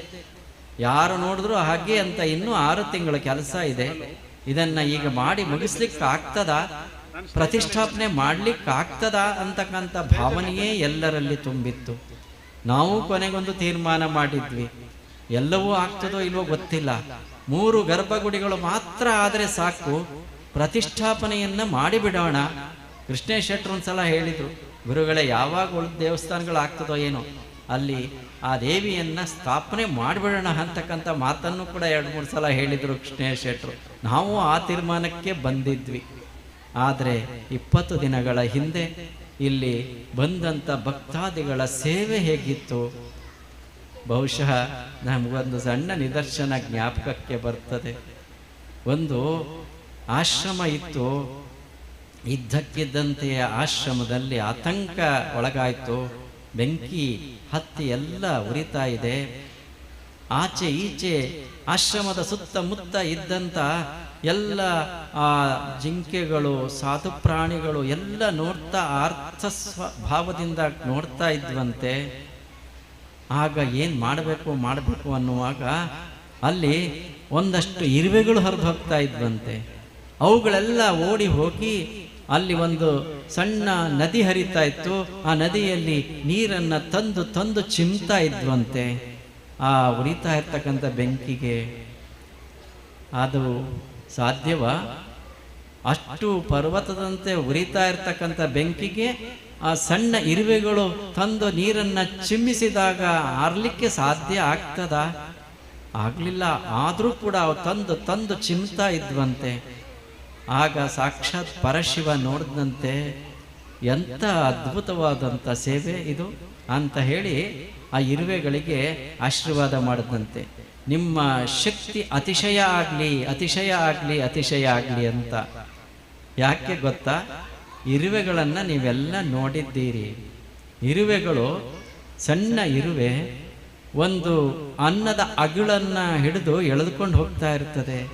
ಏನಾದರೂ ಒಂದು ಆಹಾರ ಪದಾರ್ಥವನ್ನು ಹಿಡಿದು ಎಳ್ಕೊಂಡು ಹೋಗ್ತಾ ಇರ್ತದೆ. ಬಹುಶಃ ಆ ಇರುವೆಗಿಂತ ಸುಮಾರು 25-30 ಪಟ್ಟು ಅದಕ್ಕಿಂತಲೂ ಹೆಚ್ಚು ದೊಡ್ಡದಾಗಿರ್ತಕ್ಕಂಥ ವಸ್ತುವನ್ನ ಹಿಡಿದು ಎಳ್ಕೊಂಡು ಹೋಗ್ತಾ ಇರ್ತದೆ. ನಾವು ನೀವೆಲ್ಲ ನೋಡಿರ್ತೇವೆ ಅಲ್ವಾ? ಒಂದು ಇರುವೆ ತನಗಿಂತ 25-30 ಪಟ್ಟು ಭಾರ ಇರ್ತಕ್ಕಂಥ ವಸ್ತುವನ್ನ ಲೀಲಾಜಾಲವಾಗಿ ಎಳ್ಕೊಂಡು ಹೋಗ್ತಾ ಇರ್ತದೆ. ಮನುಷ್ಯನಿಗೆ ಸಾಧ್ಯ ಆಗ್ತದ 20-30 ಪಟ್ಟು ಶಕ್ತಿಯನ್ನು ಹೊರತಕ್ಕಂಥದ್ದು? ಒಂದು ಆನೆಗೆ ಸಾಧ್ಯ ಆಗ್ತದ? ಇಲ್ಲ. ಆದರೆ ಆ ಇರುವೆಗೆ ಅಂಥ ಶಕ್ತಿ ಇದೆಯಲ್ಲ. ಬಹುಶಃ ನಮಗೆ ಅನ್ನಿಸ್ತದೆ, ಇಲ್ಲಿ ಸೇವೆ ಮಾಡಿದಂಥವರೆಲ್ಲರೂ ಕೂಡ ನಿಸ್ವಾರ್ಥ ಭಾವದಿಂದ, ಯಾವ ಐಶ್ವರ್ಯದ ದರ್ಪವನ್ನು ತೋರಿಸಿದಲೆ, ಸ್ಥಾನಮಾನದ ದರ್ಪವನ್ನು ತೋರಿಸಿದಲೆ, ನಾನೊಬ್ಬ ಸಾಮಾನ್ಯ ಭಕ್ತ, ನಾನು ಕಿಂಚಿತ್ತು ಸೇವೆ ಮಾಡಬೇಕು, ನನ್ನ ಕರ್ತವ್ಯ ಅಷ್ಟೇ ಅಂತಕ್ಕಂಥ ಭಾವದಿಂದ ಅವರೆಲ್ಲ ಒಂದು 20 ದಿನಗಳ ಹಿಂದೆ ಇಲ್ಲಿ ನಾವು ನೋಡುವಾಗ 100 ಜನ ಆ ತಾಯಂದಿರು, ಮಕ್ಕಳು, ಪುರುಷರು ಎಲ್ಲರೂ ಕೂಡ ಯಾವುದನ್ನ ಎಣಿಸಿದಲೆ, ಮಣ್ಣು ಇದೆ, ಕಲ್ಲು ಇದೆ, ಅಥವಾ ಧೂಳಿದೆ, ಏನನ್ನೂ ಎಣಿಸ್ದಲೆ ಕೆಲಸ ಆಗ್ಬೇಕು ಅನ್ನೋ ತವಕದಿಂದ ಮಾಡಿದ್ರಲ್ಲ. ನಮ್ಗೆ ಅನ್ನಿಸ್ತದೆ ನಿಮ್ಮೆಲ್ಲರ ಸೇವೆ ಆ ಇರುವೆಗಳು ಮಾಡಿದಂಥ ಸೇವೆ, ಅದಕ್ಕೆ ಶಿವನ ಭಗವಂತನ ಅನುಗ್ರಹದಿಂದ ಆ ಇರುವೆಗಳಿಗೆ 100ರಷ್ಟು ಶಕ್ತಿಯನ್ನ ತುಂಬಿದನಲ್ಲ, ಹಾಗೆ ಅನ್ನಪೂರ್ಣೇಶ್ವರಿ ಇಲ್ಲಿ ಮಾಡಿದಂಥ ನಿಮ್ಮೆಲ್ಲರ ಸೇವೆಗೆ ಅವಳ ಅತಿಶಯವಾದಂಥ ಶಕ್ತಿಯ ಸ್ವರೂಪವೇ ನಿಮ್ಮಲ್ಲಿ ಅಡಗಿಸಿ ಇವತ್ತಿಂತ ಭವ್ಯವಾದಂಥ ದೇವಾಲಯ ಆಗ್ಲಿಕ್ಕೆ ಕಾರಣ ಆಗಿದೆ ಅಂತಕ್ಕಂಥದ್ದನ್ನು ಹೇಳಲಿಕ್ಕೆ ಬಹಳ ಸಂತೋಷ ಅನ್ನಿಸ್ತದೆ ಬಂಧುಗಳೇ. ಯಾಕಂತ ಅಂದ್ರೆ ಆ ದೇವಿಯ ಒಂದು ಶಕ್ತಿಯನ್ನ ವರ್ಣಿಸ್ಲಿಕ್ಕೆ ಆಗುವುದಿಲ್ಲ. ಯಾಕಂತ ಅಂದ್ರೆ ಆಕೆ ಎಲ್ಲವನ್ನ ನಮಗೆ ಕೊಡ್ತಕ್ಕಂಥವು. ಆರಾಧಿತ ಅಸ್ಯೈವ ನೃಣಾಂ ಭೋಗ ಸ್ವರ್ಗಪವರ್ಗದ ಅಂತಕ್ಕಂಥದ್ದಾಗಿ ಶಾಸ್ತ್ರದಲ್ಲಿ ಒಂದು ಮಾತು ಬರ್ತದೆ. ಆ ದೇವಿಯನ್ನ ಆರಾಧಿಸಿದಾಗ, ನಾವು ಶ್ರದ್ಧಾ ಭಕ್ತಿಯಿಂದ ಆರಾಧಿಸಿದಾಗ ಈ ಇಹಕ್ಕೆ ಬೇಕಾದಂಥ ಎಲ್ಲ ಭೋಗಭಾಗ್ಯಗಳು, ಐಶ್ವರ್ಯಗಳು, ಸ್ವರ್ಗಾಪವರ್ಗದ ಸ್ವರ್ಗವೂ ಸಿಗಬಹುದು, ಆನಂತರ ಮೋಕ್ಷವನ್ನೂ ಕೂಡ ಕೊಡಬಲ್ಲಳು ಅಂತಕ್ಕಂಥದ್ದಾಗಿ ಶಾಸ್ತ್ರಗಳು ಹೇಳ್ತಾ ಇದ್ದಾವೆ ಬಂಧುಗಳೇ. ಬಹುಶಃ ಅಂತ ಏನಾದರೂ ಒಂದು ಸಾನ್ನಿಧ್ಯ ಅಗೋಚರ ಆಗಿದ್ದಂಥ ಈ ಸ್ಥಳದಲ್ಲಿ ಇವತ್ತು ಹೊರಹೊಮ್ಮಿದೆ ಅಂತ ಅಂದ್ರೆ ಆ ದೇವಿಯ ಮತ್ತು ಆ ಆದಿಶಂಕರಾಚಾರ್ಯರ ಪೂರ್ಣಾನುಗ್ರಹವೇ ಇದಕ್ಕೆ ಕಾರಣ ಆಗಿದೆ ಅಂತ ಹೇಳಲಿಕ್ಕೆ ಬಹಳ ಸಂತೋಷ ಅನ್ನಿಸ್ತದೆ ಬಂಧುಗಳೇ. ಏನೆಲ್ಲ ಆಗಲಿ, 12 ವರ್ಷದಿಂದ ಇಲ್ಲಿವರೆಗೆ ಆಗಿರ್ತಕ್ಕಂಥ ವಿದ್ಯಮಾನಗಳನ್ನು ಇಲ್ಲಿ ಉಪಸ್ಥಿತಿರ್ತಕ್ಕಂಥ ಎಲ್ಲ ವೇದಿಕೆಯ ಗಣ್ಯರು, ಇನ್ನೂ ಅನೇಕ ಗಣ್ಯರೆಲ್ಲ ನೀವು ವೀಕ್ಷಣೆ ಮಾಡಿದ್ದೀರಿ. ಇಲ್ಲಿ ಮಾಡಿದಂಥ ಪ್ರಾರಂಭದಲ್ಲಿ ಮಾಡಿದಂಥ ಎಲ್ಲರನ್ನ ನಾವು ಸ್ಮರಿಸಲೇಬೇಕಾಗ್ತದೆ. ಯಾಕಂತ ಅಂದರೆ ಒಂದೊಂದು ಘಟನೆಗಳು ಕೂಡ ಒಂದು ಪವಾಡದ ರೀತಿಯಲ್ಲಿ ಅಸದೃಶವಾಗಿ ನಡೆದು ಹೋದ್ವಲ್ಲ. ಸುಮಾರು 5 ವರ್ಷಗಳ ಹಿಂದೆ ಇಲ್ಲಿ ಆ ಭೂಮಿ ಪೂಜೆಯನ್ನ ಮಾಡಿ 2-3 ವರ್ಷ ಆಗಿದ್ರೂ ಕೂಡ ಏನೊಂದು ಮುಂದುವರಿಯದೇ ಇದ್ದಾಗ ಇಲ್ಲಿ ಪ್ರಶ್ನೆಯನ್ನ ಮತ್ತೆ ಇಟ್ಟು ಚಿಂತಿಸಿದಾಗ, ಇಲ್ಲ, ಇಲ್ಲಿ ಮೊದಲು ಗುರುಗಳು ಬಂದು ಹೋಗಿದ್ದಾರೆ, ಪದಾರ್ಪಣೆ ಮಾಡಿದ್ದಾರೆ ಆದಿಶಂಕರಾಚಾರ್ಯರು, ಆನಂತರ ದೇವಿಯನ್ನ ಔಪಾಸನೆ ಮಾಡಿದ್ದಾರೆ. ಹಾಗಾಗಿ ದೇವಾಲಯವನ್ನ ಮೊದಲು ನಿರ್ಮಾಣ ಮಾಡುವುದಕ್ಕಿಂತ ಮುಂಚೆ ಒಂದು ಗುರುಗಳಿಗೆ ಕುಟೀರ ಆಗಲಿ, ಅಲ್ಲಿ ಕುಳಿತು ಅವರು ಪೂಜೆ ಜಪ ಅನುಷ್ಠಾನವನ್ನು ಮಾಡಲಿ ಅಂತಕ್ಕಂಥದ್ದಾಗಿ ಪ್ರಶ್ನಾ ಚಿಂತನೆಯಲ್ಲಿ ಬಂತಲ್ಲ. ಆ ಹಿನ್ನೆಲೆಯಲ್ಲಿ ಒಂದು ಕುಟೀರವನ್ನು ಮಾಡಿಕೊಡ್ಲಿಕ್ಕೆ ಭಕ್ತರೆಲ್ಲರೂ ಸಿದ್ಧರಾದರು. ನಾವಾದರೂ ಎಣಿಸಿದ್ವಿ, ಒಂದು ಸಣ್ಣ ಅಥವಾ ತಗಡಿನಲ್ಲಿಯೋ ಅಥವಾ ಹೆಂಚಿನಲ್ಲಿಯೋ ಮಾಡಿಕೊಡಿ ಅಂತ ಮಾತ್ರ ಹೇಳಿದ್ವಿ. ಸುಮಾರು 5 ವರ್ಷಗಳ ಹಿಂದೆ ಇದೇ ನಮ್ಮ ಮೊನ್ನೆ ಆದಂಥ ನಮ್ಮ ಜಗದ್ಗುರು ಸುಜ್ಞಾನಪ್ರಭು ಮಹಾಸ್ವಾಮಿಗಳವರ ಮಾಘ ಶುದ್ಧ ದಶಮಿಯ ಉತ್ಸವ ಇತ್ತು. ಅದರ ಹಿಂದಿನ ದಿನ ಇಲ್ಲಿ ಭೂಮಿ ಪೂಜೆ ಮಾಡಲಿಕ್ಕೆ ಅಂತ ಹೇಳಿ ಫಲ ಮಂತ್ರಾಕ್ಷತೆಯನ್ನ ಕೊಟ್ಟು ನಾವು ಹೋಗಿದ್ವಿ. ಪ್ರಾರಂಭ ಮಾಡಿದ್ರು. ಪ್ರಾರಂಭ ಮಾಡಿ 1-2 ತಿಂಗಳು ಆಗಿರಲಿಲ್ಲ, ನಮಗೊಂದು ದೂರವಾಣಿ ಕರೆ ಮಾಡಿದ್ರು. ಸ್ವಾಮೀಜಿ, ಮಠ ಎಲ್ಲ ಸಿದ್ಧ ಆಗಿದೆ, ಬನ್ನಿ ಉದ್ಘಾಟನೆ ಮಾಡಬೇಕು, ದಿನಾಂಕ ಕೊಡಿ ಅಂತ. ನಮಗನ್ನಿಸ್ತು, 2 ತಿಂಗಳಲ್ಲಿ ಮಠ ಕಟ್ಟಿದ್ರ? ನಾವು ಮೈಸೂರು, ಬೆಂಗಳೂರು, ಹುಣಸೂರು, ರಾಮನಾಥಪುರ ಇತ್ಯಾದಿಗಳ ಕಡೆಯಲ್ಲಿ ಮಠವನ್ನು ಕಟ್ಟುವಾಗ ಎಷ್ಟು ಕಷ್ಟ ಆಗಿತ್ತು, ಇನ್ನು ಏನಾಗಿದೆ ಅಂತ ನಮಗೆ ಗೊತ್ತಿತ್ತು. ಆದರೆ 2 ತಿಂಗಳಲ್ಲಿ ಮಠ ಕಟ್ಟಿ ಕರೆಯುವಾಗ ಆಶ್ಚರ್ಯ ಅನ್ನಿಸ್ತು, ಸಂತೋಷ ಅನ್ನಿಸ್ತು. ಆಯಿತು, ಒಂದು ದಿನಾಂಕ ಕೊಡ್ತೇವೆ ಅಂತ ಅಂದ್ವಿ. ಆಗ ಮಾಘ ಶುದ್ಧ ಮಾಸದಲ್ಲಿ ಪಕ್ಷದಲ್ಲಿ ಶುಕ್ಲ ಪಕ್ಷದಲ್ಲಿ ದಿನಾಂಕ ಕೊಟ್ಟಿದ್ವಿ. ಮತ್ತೆ ಪ್ರತಿಷ್ಠಾಪನೆಗೆ ಬೇಕು ಅಂದ್ರೂ ಕೂಡ ಆ ಒಂದು ವೈಶಾಖ ಮಾಸ ಬೇಕಾಗ್ತದೆ, ರಾಜಯೋಗ ಇರ್ತಕ್ಕಂಥದ್ದು. ಆ ದಿನಗಳಲ್ಲಿ ನೋಡುವಾಗ ಒಂದು ಖಾಲಿ ಇಲ್ಲ ನಮಗೆ. ಎಲ್ಲ ಒಳ್ಳೆಯ ದಿನಗಳು ಬೇರೆ ಬೇರೆ ಕಡೆ ಕಾರ್ಯಕ್ರಮಕ್ಕೆ ನಿಶ್ಚಯ ಆಗಿ ಹೋಗಿದೆ. ಆದರೂ ಕೂಡ ಏನು ಮಾಡಬೇಕು ಅಂತ ಚಿಂತನೆ ಮಾಡ್ತಾ ಇದ್ವಿ. ಒಂದು ದಿನಾಂಕ ತೆರವಾಯಿತು ಬಂಧುಗಳೇ. ಒಂದು ದಿನಾಂಕ ಯಾವುದೋ ಉಪನಯನಕ್ಕೆ ಕೊಟ್ಟದ್ದು ತೆರವಾಯಿತು. ಅವರು ಮುಂದಿನ ದಿನಾಂಕ ಕೊಡಿ ಅಂತ ಅಂದರು. ಆಗ ಆ ದಿನಾಂಕವನ್ನು ಇಲ್ಲಿಗೆ ಕೊಟ್ವಿ. ಮೇ 10ನೇ ತಾರೀಕು ಕೊಟ್ವಿ. ಪ್ರಾರಂಭ ಮಾಡಿದ್ದು ಫೆಬ್ರವರಿ 14ನೇ ತಾರೀಕು ಭೂಮಿ ಪೂಜೆ ಮಾಡಿ ಪ್ರಾರಂಭ ಮಾಡಿದ್ದಾರೆ. ಮೇ 10ನೇ ತಾರೀಕಿಗೆ ದಿನಾಂಕ ಕೊಟ್ಟಿದ್ದೇವೆ. ನಾವು ಬಂದ್ವಿ. ಇಷ್ಟೆಲ್ಲ ಮಠ ಕಟ್ಟಿ ಸಿದ್ಧ ಮಾಡಿದ್ರು. ಸಂತೋಷ ಅನ್ನಿಸ್ತು. ಆ ದಿನಾಂಕ 3 ತಿಂಗಳಿಗೂ ಕೂಡ ಇನ್ನು 3 ದಿನ ಮುಂಚೆ ಮಠ ನಿರ್ಮಾಣ ಆಗಿ ಉದ್ಘಾಟನೆಗೆ ಸಿದ್ಧ ಆಗಿತ್ತು. ಕಾರ್ಯಕ್ರಮವನ್ನು ಕೂಡ ಪ್ರಾರಂಭ ಮಾಡಿ ಉದ್ಘಾಟನೆಯನ್ನು ಮುಗಿಸಿ ಅಲ್ಲಿ ನಾವು ದೇವರ ಪೂಜೆಯನ್ನು ಸಂಕಲ್ಪ ಮಾಡುವಾಗ ಆಶ್ಚರ್ಯ ಏನಾಗಿತ್ತು ಅಂತ ಅಂದರೆ, ಮೇ 10ನೇ ತಾರೀಕು ವೈಶಾಖ ಶುಕ್ಲ ಪಂಚಮಿ. ವೈಶಾಖ ಶುಕ್ಲ ಪಂಚಮಿ ಅಂತ ಅಂದರೆ ಆ ಆದಿ ಶಂಕರಾಚಾರ್ಯರ ಜನ್ಮ ದಿನದಂದೇ ಈ ಮಠದ ಉದ್ಘಾಟನೆ ಆಗಿ ಹೋಗಿತ್ತು ಬಂಧುಗಳೇ.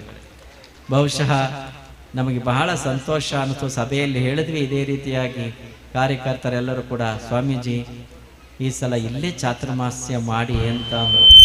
ಯಾಕೆ ಜ್ಞಾಪಿಸ್ಕೊಳ್ತಾ ಇದ್ದೇವೆ ಅಂತ ಅಂದರೆ, ಹಂತ ಹಂತವಾಗಿ ನಡೆದಂಥ ಘಟನೆಗಳು ಒಂದೊಂದು ಕೂಡ ಇಲ್ಲಿ ಅತ್ಯಂತ ಭಗವತ್ ಶಕ್ತಿಯ ಪ್ರತೀಕವಾಗಿಯೇ ನಡೆದಿದ್ದಾವೆ. ವರ್ಣಿಸಲಿಕ್ಕೆ ಒಂದೊಂದನ್ನು ಸಮಯ ಇಲ್ಲಿ ಇಲ್ಲ. ಯಾಕಂತ ಅಂದರೆ ಇಲ್ಲಿ ಸೇವೆ ಮಾಡಿದಂಥ ಬಹಳ ಜನ ಭಕ್ತಾದಿಗಳು ನಿಸ್ವಾರ್ಥವಾಗಿ ಮಾಡಿದ್ದಾರೆ. ಏನೆಲ್ಲ ಬಂದಿರ್ಬೋದು ಹೋಗಿರ್ಬೋದು, ಅದನ್ನು ನಾವಿಲ್ಲಿ ಯಾವುದನ್ನು ಚಿಂತನೆ ಮಾಡ್ತಕ್ಕಂಥದ್ದಲ್ಲ. ಇಲ್ಲಿ ಮಾಡಿದಂಥ ಸೇವಾರ್ಥಿಗಳು ಅಂದಿನಿಂದ ಇಂದಿನವರೆವಿಗೆ ಯಾರೇ ಇರಲಿ ಅವರೆಲ್ಲರೂ ಕೂಡ ಅಮೋಘವಾಗಿರ್ತಕ್ಕಂಥ ಸೇವೆಯನ್ನೇ ಮಾಡಿದ್ದಾರೆ.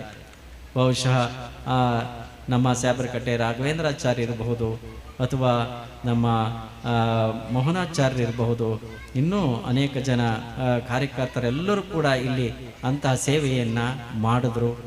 ಅದಾದ ಮೇಲೆ ಮತ್ತೆ ಇಲ್ಲಿ ಒಂದು ವರ್ಷ ಏನೆಂದು ಆಗಲೇ ನಿಂತಿದ್ದಾಗ ಮತ್ತೆ ನಮಗೆ ಧೈರ್ಯವನ್ನು ಹೇಳಿ ಬಂದಂಥ ನಮ್ಮ ಭಕ್ತಾದಿಗಳು ಅಂದೂ ಕೂಡ ಈ ಮಠದ ನಿರ್ಮಾಣದಲ್ಲಿ ತೊಡಗಿಸಿಕೊಂಡಿದ್ದವರೇ ಈಗಲೂ ಕೂಡ ಬಂದು ನಿಂತು ನಾವೇ ಮುಂದುವರಿಸ್ತೇವೆ ಅಂತ ಸಂಕಲ್ಪವನ್ನು ಮಾಡಿದ್ರು. ಆ ದೇವಿಯ ಸಂಕಲ್ಪ ಏನಿರುತ್ತೋ ಹೇಳಲಿಕ್ಕೆ ಬರುವುದಿಲ್ಲ. ಯಾವಾಗ ಯಾರಿಂದ ಏನನ್ನ ಮಾಡಿಸ್ಕೊಳ್ಬೇಕು ಅಂತ ಇರ್ತದೋ ಅದಕ್ಕೆ ಮಾತ್ರ ಆಕೆ ಅನುಗ್ರಹ ಇರ್ತದೆ. ನಾವು ಬದ್ಧರು ಅಷ್ಟೇ, ನಿಮಿತ್ತ ಅಷ್ಟೇ. ನಾವು ಅವರೆಲ್ಲರೂ ಕೂಡ ಬಂದು ಕೇಳಿಕೊಂಡಾಗ ನಮಗೆ ಬಹಳ ಸಂತೋಷ ಅನ್ನಿಸ್ತು. ಸಮಿತಿಯನ್ನು ರಚನೆ ಮಾಡಿಕೊಂಡ್ರು. ನಮ್ಮ ವಿಶ್ವನಾಥ್ ಕಲ್ಗುಳಿ ಅವರು ಚಾತುರ್ಮಾಸ ಸಮಿತಿಯ ಅಧ್ಯಕ್ಷರಾದರು, ಜೊತೆಯಲ್ಲಿ ಎಲ್ಲ ಸಹಕರಿಸಿದ್ರು. ಅಮೋಘವಾಗಿರ್ತಕ್ಕಂಥ 3 ತಿಂಗಳು ಚಾತುರ್ಮಾಸ್ಯ, 41ನೇ ಚಾತುರ್ಮಾಸ್ಯ ಅಭೂತಪೂರ್ವವಾಗಿ ನಡೆದು ಹೋಯಿತು. ಯಾಕೆ ಅಭೂತಪೂರ್ವ ಅಂತ ಹೇಳ್ತೇವೆ ಅಂದರೆ, ಈ 41ನೇ ಚಾತುರ್ಮಾಸ್ಯದಲ್ಲಿ ಆದಷ್ಟು ಯಜ್ಞ ಯಾಗಾದಿಗಳು, ಪೂಜೆಗಳು, ದುರ್ಗಾ ನಮಸ್ಕಾರ ಪೂಜೆಗಳು ಇವೆಲ್ಲವೂ ಕೂಡ ಅತಿಶಯವಾಗಿ ನಡೆದು ಹೋಯಿತು. ಮಧ್ಯದಲ್ಲಿ ಬಂದಂಥ ಅಧಿಕ ಮಾಸವೂ ಕೂಡ ಪುರುಷೋತ್ತಮ ಮಾಸ ಅಂತಕ್ಕಂಥದ್ದಾಗಿ ವಿಶೇಷ ಯಜ್ಞ ಯಾಗಾದಿಗಳೆಲ್ಲವೂ ಕೂಡ ನಡೆದು ಹೋದವು. ನಮ್ಮ 40 ಚಾತುರ್ಮಾಸ್ಯಗಳಿಗಿಂತ ವಿಶೇಷವಾಗಿ ಏನಾದರೂ ಪೂಜಾ ಅನುಷ್ಠಾನಾದಿಗಳು ನಡೆದಿದ್ರೆ 41ನೇ ಚಾತುರ್ಮಾಸ್ಯ ಈ ಕಜಕೆ ಕ್ಷೇತ್ರದ್ದು ಅಂತ ಹೇಳಲಿಕ್ಕೆ ಅಷ್ಟೇ ಸಂತೋಷ ಅನ್ನಿಸ್ತದೆ. ಆ ಒಂದು ನಮ್ಮೆಲ್ಲರ ಭಕ್ತಿಯ ಸಂಯೋಜನೆ ದೇವಿಗೆ ತಲುಪಿದೆ. ಆಕೆ ಇಂಥ ಒಂದು ಸಾನ್ನಿಧ್ಯವನ್ನು ನಿರ್ಮಾಣ ಮಾಡಿಸ್ಕೊಡ್ಲಿಕ್ಕೆ ನಮಗೆಲ್ಲ ಅನುಗ್ರಹವನ್ನು ನೀಡಿದ್ಲು ಅಂತಕ್ಕಂಥದ್ದಾಗಿ ಅನ್ನಿಸ್ತದೆ ಬಂಧುಗಳೇ. ಹಾಗಾಗಿ ಇವತ್ತು ಅಂಥ ಭವ್ಯವಾದಂಥ ಕ್ಷೇತ್ರ ಆಗಿದೆ, ಎಲ್ಲರಿಗೆ ಆನಂದ ಆಗಿದೆ.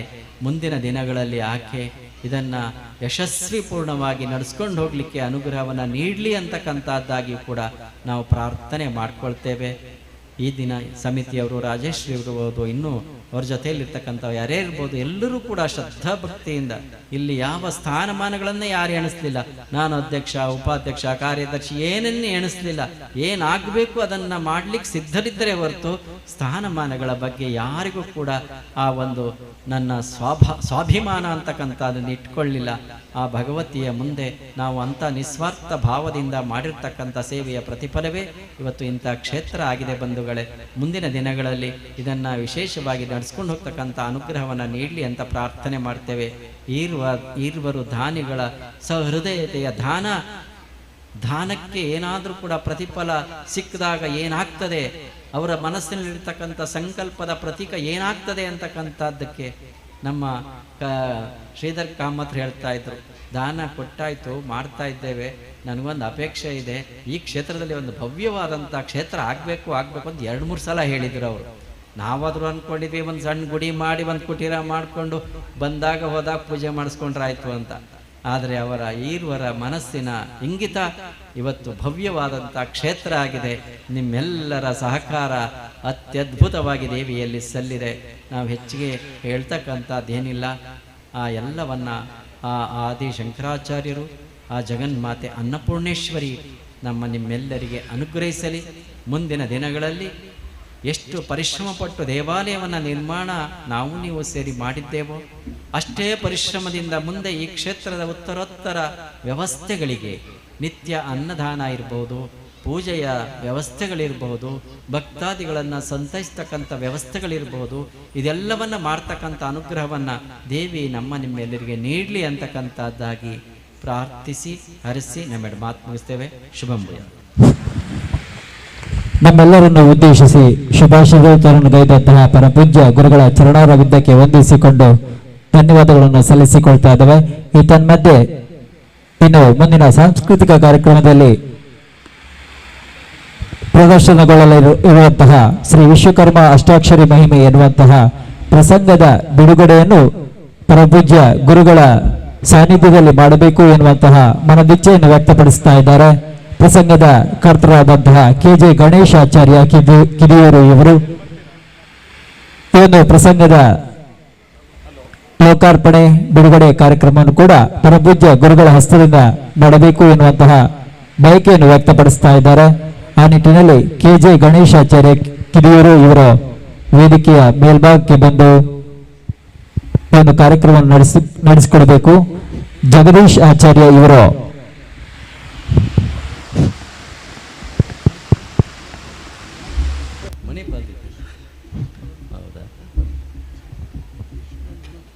ಬಂಧುಗಳೇ, ಇವತ್ತು ನಮ್ಮ ಜೊತೆಯಲ್ಲಿ ಇರುವರು ಪ್ರಮುಖ ವ್ಯಕ್ತಿಗಳು ನಮ್ಮ ಜೊತೆಯಲ್ಲಿದ್ದಾರೆ. ಹಿರಿಯರಾಗಿರ್ತಕ್ಕಂಥ ನಮ್ಮ ಕರುಣಾಕರ ಶೆಟ್ರವರು ರಾಷ್ಟ್ರ ಪ್ರಶಸ್ತಿ ವಿಜೇತರು. ಸುಮ್ಮನೆ ರಾಷ್ಟ್ರ ಪ್ರಶಸ್ತಿ ಬರಲಿಕ್ಕಿಲ್ಲ, ಒಂದು ಜಿಲ್ಲಾ ಪ್ರಶಸ್ತಿ ಬರೋದೇ ಕಷ್ಟ. ರಾಜ್ಯ ಪ್ರಶಸ್ತಿ ಪಡೀಲಿಕ್ಕೆ ಎಷ್ಟೋ ಶ್ರಮಪಟ್ಟವರುಂಟು. ಆದರೆ ಅದಾಗಿಯೇ ಬಂದಂಥ ರಾಜ್ಯ ಪ್ರಶಸ್ತಿಯೂ ಕೂಡ, ಅದಕ್ಕಿಂತ ಉನ್ನತವಾಗಿರ್ತಕ್ಕಂಥ ರಾಷ್ಟ್ರ ಪ್ರಶಸ್ತಿಯೂ ಕೂಡ ಅವರನ್ನೇ ಹುಡುಕಿಕೊಂಡು ಬಂದದ್ದು ಅಂತ ಹೇಳಲಿಕ್ಕೆ ಬಹಳ ಸಂತೋಷ ಅನ್ನಿಸ್ತದೆ. ಯಾಕೆ ಅವ್ರ ಬಗ್ಗೆ ಹೇಳ್ತೇವೆ ಅಂತಂದರೆ, ಪ್ರಾರಂಭದಿಂದ ಇಂದಿನವರೆಗೆ ಹಿರಿಯರಾಗಿ ನಮ್ಮ ಜೊತೆಯಲ್ಲಿದ್ದು ಮಾರ್ಗದರ್ಶನ ಮಾಡಿದಂಥ ಅವರು ನಮ್ಮ ಕರುಣಾಕರ ಶೆಟ್ರವರು. ಇನ್ನೊಬ್ಬರು ಅಂಥದ್ದೇ ಹಿರಿದಾದಂಥ ಸೇವೆಯನ್ನು ಕೊಟ್ಟು ಯಾವತ್ತು ಹಸನ್ಮುಖಿಗಳಾಗಿ ಇಬ್ಬರು ಕೂಡ ಜೊತೆಯಲ್ಲಿ ಒಡನಾಡಿಗಳು. ನಮ್ಮ ಕಾಶಿನಾಥ್ ಶೆಣೆಯವರು, ಕರುಣಾಕರ್ ಶೆಟ್ರವರು ಯಾವಾಗಲೂ ಒಡನಾಡಿಗಳು. ನಮ್ಮ ಕಾಶಿನಾಥ್ ಶೆಣೆಯವರಂತೂ ಯಾವತ್ತೂ ಅತ್ಯಂತ ತಾಳ್ಮೆ, ಸಹನೆ, ಪ್ರೀತಿಯಿಂದ ಏನಾಗಬೇಕು ಹೇಳಿ ಸ್ವಾಮೀಜಿ, ಏನೆಲ್ಲ ನಾವು ಮಾಡ್ಲಿಕ್ಕೆ ಸಿದ್ಧ ಆಗಿದ್ದೇವೆ.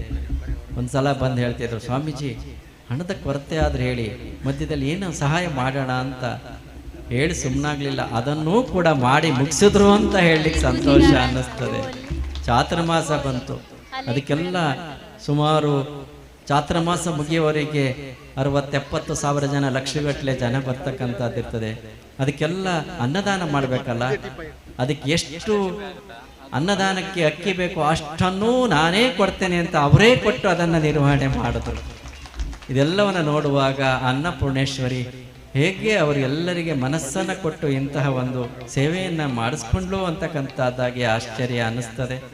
ಹಾಗಾಗಿ ಇವತ್ತು ಕೂಡ ನಮ್ಮ ಈ ಒಂದು ಕಾರ್ಯಕ್ರಮದ ಸ್ವಾಗತ ಸಮಿತಿಯ ಅಧ್ಯಕ್ಷತೆಯನ್ನು ವಹಿಸಿಕೊಂಡಂಥ ಕಾಶಿನಾಥ್ ಶೆಣೆಯರವರು ಬಹಳ ವಿಶೇಷವಾದಂಥ ಸೇವೆಯನ್ನು ಸಲ್ಲಿಸಿದ್ದಾರೆ. ಕರುಣಾಕರ್ ಶೆಟ್ರವರು ಕೂಡ ಅಷ್ಟೇ ಸೇವೆಯನ್ನು ಸಲ್ಲಿಸಿದ್ದಾರೆ. ಅವರ ಹಿರಿದಾದ ಸೇವೆ ಇಷ್ಟೆಲ್ಲಕ್ಕೆ ಕಾರಣ ಆಗಿದೆ ಅಂತ ಹೇಳಿ ಅವರಿಗೂ ಕೂಡ ಆ ದೇವಿಯ ಪೂರ್ಣಾನುಗ್ರಹ ಇದುವರೆಗೂ ಇರಲಿ ಅಂತ ಪ್ರಾರ್ಥಿಸಿ ಹರಿಸಿನ ಮೇಡಮ್ ಮಾತನ್ನು ಮುಗಿಸ್ತೇವೆ.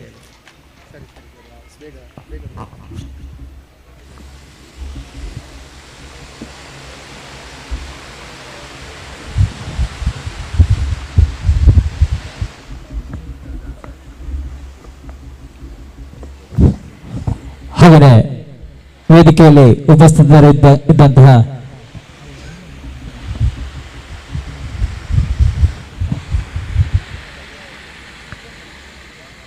ಪರಪೂಜ್ಯ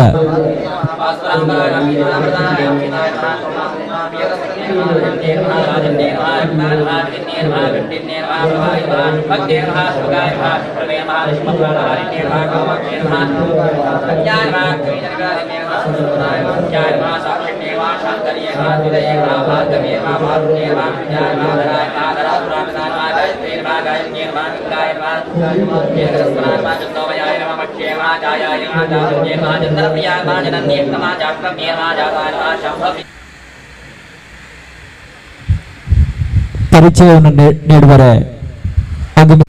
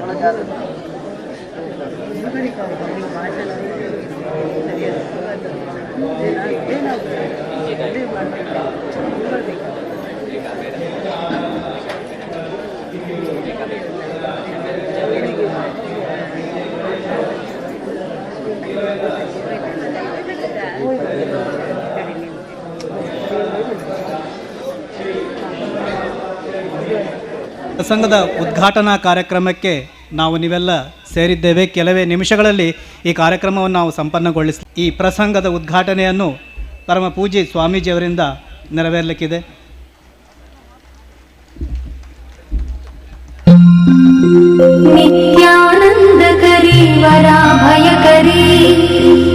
ಅವರು ಆ ಒಂದು ಸಂದರ್ಭದಲ್ಲಿ ಈ ಯಕ್ಷಗಾನ ಪ್ರಸಂಗವನ್ನು ಬರೆದವರು. ಗಣೇಶ್ ಕೊಲಕಾಡಿ ಇವರಿಂದ ಛಂದಸ್ಸನ್ನು ಅಧ್ಯಯನ ಮಾಡಿದಂತಹ ಇವರು ಈ ಪ್ರಸಂಗದ ಪದ್ಯವನ್ನು ಕೂಡ ತಾವೇ ರಚಿಸಿರುವಂಥದ್ದು ಬಹಳ ವಿಶೇಷವಾದಂತಹ ಸಂಗತಿ ಅಂತ ನಾನು ಭಾವಿಸ್ತೇನೆ. ಗುರುಗಳಾದ ವಿದ್ವಾನ್ ಗಣಪತಿ ಭಟ್, ಗೋರ್ಪಾಡಿ ವಿಠಲ ಪಾಟೀಲ್ ಇಂತಹ ದಿಗ್ಗಜರಿಂದ ಯಕ್ಷಗಾನ ವಿದ್ಯಾಭ್ಯಾಸವನ್ನು ಮಾಡಿ ಸರಿಸುಮಾರು 8 ಬಾರಿ ಅಮೇರಿಕಾಕ್ಕೆ ತೆರಳಿ ಯಕ್ಷಗಾನ ಪ್ರದರ್ಶನವನ್ನು ಅಲ್ಲಿರುವ ಹವ್ಯಾಸಿ ಕಲಾವಿದರುಗಳಿಂದ ಆಡಿಸಿ ತೋರಿಸಿದಂತಹ ಹೆಗ್ಗಳಿಕೆ ಇವರದ್ದು. ಮಾತ್ರವಲ್ಲದೆ ವಿಶ್ವಬ್ರಾಹ್ಮಣ ಸಮಾಜದಲ್ಲಿ ವಿಶ್ವಕರ್ಮ ಮಹಾತ್ಮೆಯನ್ನು ಸಾರುವಂತಹ ಪ್ರಸಂಗವನ್ನು ಯಕ್ಷಗಾನ ಮುಖೇನ ವಿಶ್ವಕರ್ಮ ಬಾಂಧವರ ಎದುರು ಪ್ರದರ್ಶನ ಮಾಡಿದಂತಹ ಹೆಗ್ಗಳಿಕೆ ಶ್ರೀಯುತ KJ ಗಣೇಶ್ರವರದ್ದು. ಕಾರ್ಯಕ್ರಮದ ಉದ್ಘಾಟನೆ ನೆರವೇರಿದೆ. ಸ್ವಾಮೀಜಿಯವರಲ್ಲಿ ಒಂದು ಭಿನ್ನಹ ಯಕ್ಷ ಆರಾಧನಾ ಟ್ರಸ್ಟ್ ಇದರ ಅಧ್ಯಕ್ಷರಾಗಿರುವಂತಹ KJ ಗಣೇಶ್ರವರು ಬರೆದಂತಹ ಈ ಪ್ರಸಂಗ ಉದ್ಘಾಟನೆ ಆಗಿದೆ. ಉತ್ತರೋತ್ತರ ಅಭಿವೃದ್ಧಿ ಸಂಸ್ಥೆಗಾಗಲಿ ಎಂಬುದಾಗಿ ಆಶೀರ್ವಚನ ನೀಡಬೇಕಾಗಿ ಪರಮ ಪೂಜ್ಯ ಗುರುಗಳಲ್ಲಿ ವಿನಮ್ರ ವಿನಂತಿ.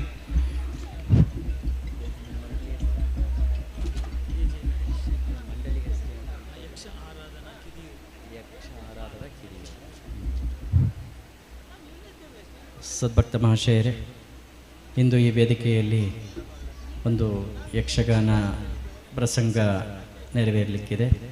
KG ಗಣೇಶ್ರವರು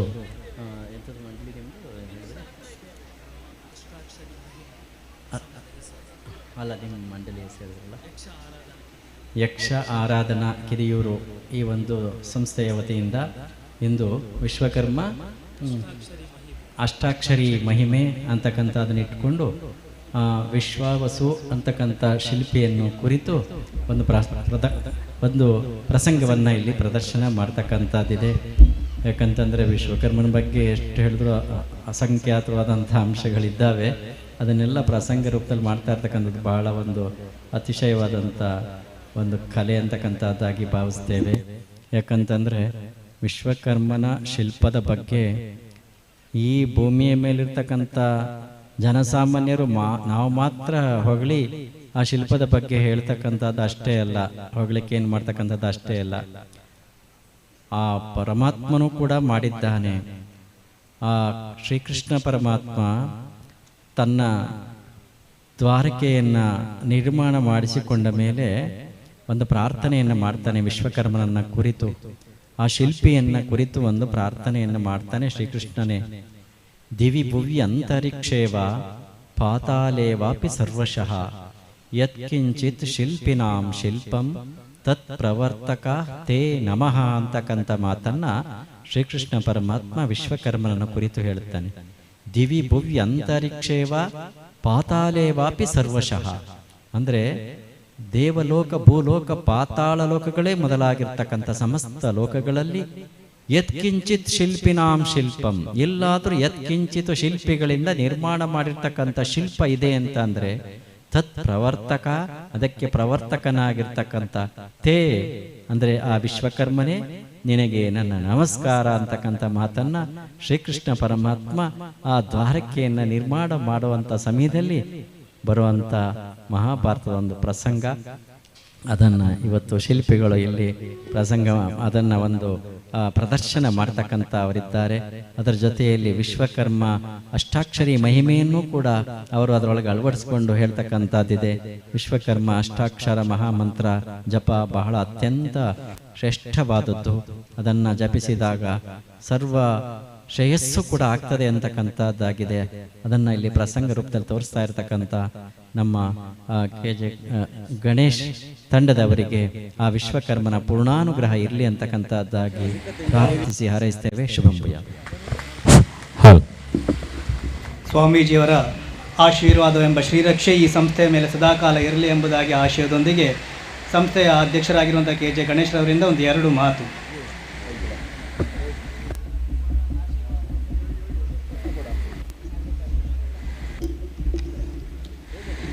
ಶ್ರೀ ಅನ್ನಪೂರ್ಣೇಶ್ವರಿ ದೇವಿಯ ಈ ದಿವ್ಯ ಕ್ಷೇತ್ರದಲ್ಲಿ ಶಿವಸುಜ್ಞಾನ ಸ್ವಾಮಿಯವರ ದಿವ್ಯ ಹಸ್ತದಲ್ಲಿ ನಾನು ಪ್ರಥಮವಾಗಿ ಬರೆದ ಶ್ರೀ ವಿಶ್ವಕರ್ಮ ಅಷ್ಟಾಕ್ಷರಿ ಮಹಿಮೆ ಎಂಬ ಪ್ರಸಂಗವನ್ನು ಉದ್ಘಾಟನೆಗೊಂಡಿತು. ಇದು ನನ್ನ ಸ್ವಾಮಿಗಳ ದಿವ್ಯ ಹಸ್ತದಿಂದ ಉದ್ಘಾಟನೆಗೊಂಡಿತು. ಇದು ನನ್ನ ಭಾಗ್ಯ ಎಂದು ತಿಳಿಯುತ್ತೇನೆ.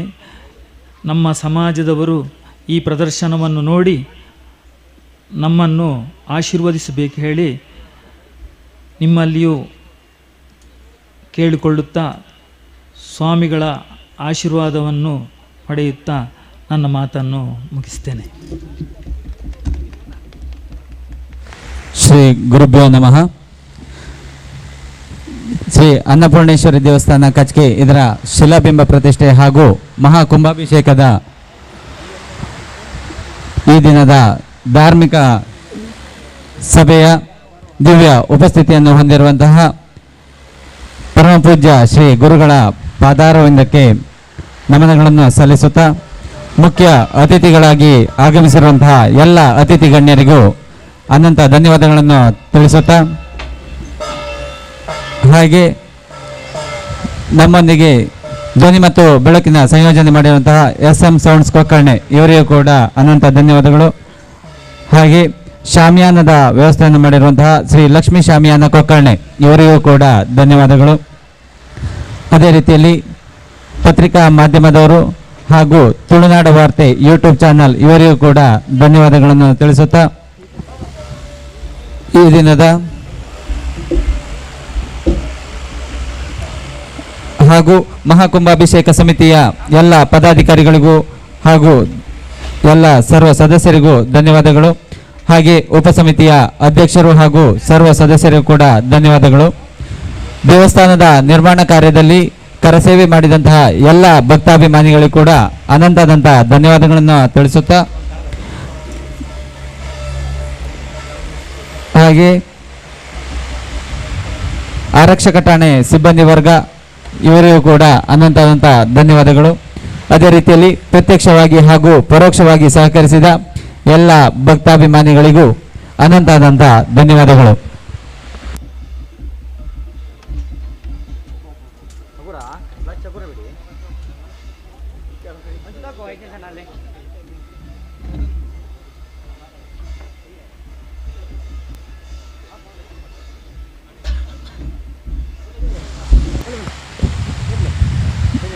ಪ್ರಧಾನ ಕಾರ್ಯದರ್ಶಿಯಾದಂತಹ ಸುಕುಮಾರ್ ಮುನಿಯಾಲ್ ಇವರು, SM ಸೌಂಡ್ಸ್ ಕೊಕ್ಕರ್ಣೆ ಇದರ ಮಾಲೀಕರಾದಂತಹ ಸಂತೋಷ್ ಇವರಿಗೆ ಗೌರವ ಸ್ಮರಣಿಕೆಯನ್ನು ಸಮರ್ಪಿಸಬೇಕಾಗಿ ಕೇಳಿಕೊಳ್ತಾ ಇದ್ದೇನೆ. ಈ ಒಂದು ಧಾರ್ಮಿಕ ಕಾರ್ಯಕ್ರಮಕ್ಕೆ ಧ್ವನಿ ಮತ್ತು ಬೆಳಕನ್ನು ಸಂಯೋಜಿಸಿಕೊಟ್ಟಂತಹ SM ಸೌಂಡ್ಸ್ ಕೊಕ್ಕರ್ಣೆ ಇವರಿಗೆ ದೇವಸ್ಥಾನ ನಿರ್ಮಾಣ ಸಮಿತಿಯ ಪ್ರಧಾನ ಕಾರ್ಯದರ್ಶಿಗಳು ಆದಂತಹ ಖಜಾನೆ ಸುಕುಮಾರ್ ರವರು ಸ್ಮರಣಿಕೆಯನ್ನು ನೀಡಿ ಗೌರವಿಸುವಂತೆ ವಿನಂತಿಯನ್ನು ಮಾಡಿಕೊಳ್ತಾ ಇದ್ದೇವೆ. ಹಾಗೆ ಶಾಮಿಯಾನದ ವ್ಯವಸ್ಥೆಯನ್ನು ಮಾಡಿರುವಂತಹ ಜಯಂತ್ ಕುಮಾರ್ ಕೊಕ್ಕರ್ಣೆ ಇವರಿಗೂ ಕೂಡ ಗೌರವ ಸ್ಮರಣಿಕೆಯನ್ನು ನೀಡಬೇಕಾಗಿ ಕೇಳಿಕೊಳ್ತಾ ಇದ್ದೀವಿ. ಅದೇ ರೀತಿಯಲ್ಲಿ ಸ್ಮರಣಿಕೆ ಹಾಗೂ ಸನ್ಮಾನ ಪತ್ರಗಳನ್ನು ತಯಾರಿಸಿಕೊಟ್ಟಂತಹ ಪ್ರವೀಣಾಚಾರ್ಯ ಗೋಳಿಯಂಗಡಿ ಇವರಿಗೂ ಕೂಡ ಸ್ಮರಣಿಕೆಯನ್ನು ಕೊಟ್ಟು ಗೌರವಿಸಬೇಕಾಗಿ ಕೇಳಿಕೊಳ್ತಾ ಇದ್ದೇನೆ.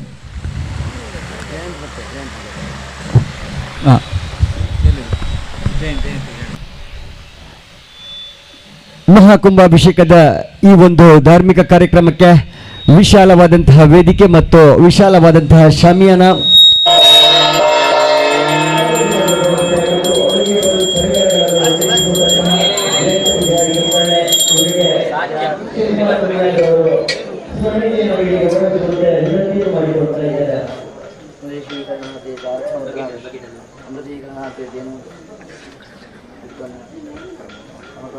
ನಿರಂತರ 3 ದಿನಗಳಿಂದ ಅತ್ಯುತ್ತಮವಾಗಿ ಸುಲಲಿತವಾಗಿ ಕಾರ್ಯಕ್ರಮ ನಿರ್ವಹಣೆ ಮಾಡಿದಂತಹ ನಮ್ಮವರೆಲ್ಲರ ಪ್ರಕಾಶಾಚಾರ್ಯ ಹಾಗೂ ರಾಜೇಶಾಚಾರ್ಯರು ಇವರಿಗೆ ಗೌರವ ಸ್ಮರಣಿಕೆಯನ್ನು ನೀಡಬೇಕಾಗಿ ಕೇಳಿಕೊಳ್ತಾ ಇದ್ದೇವೆ.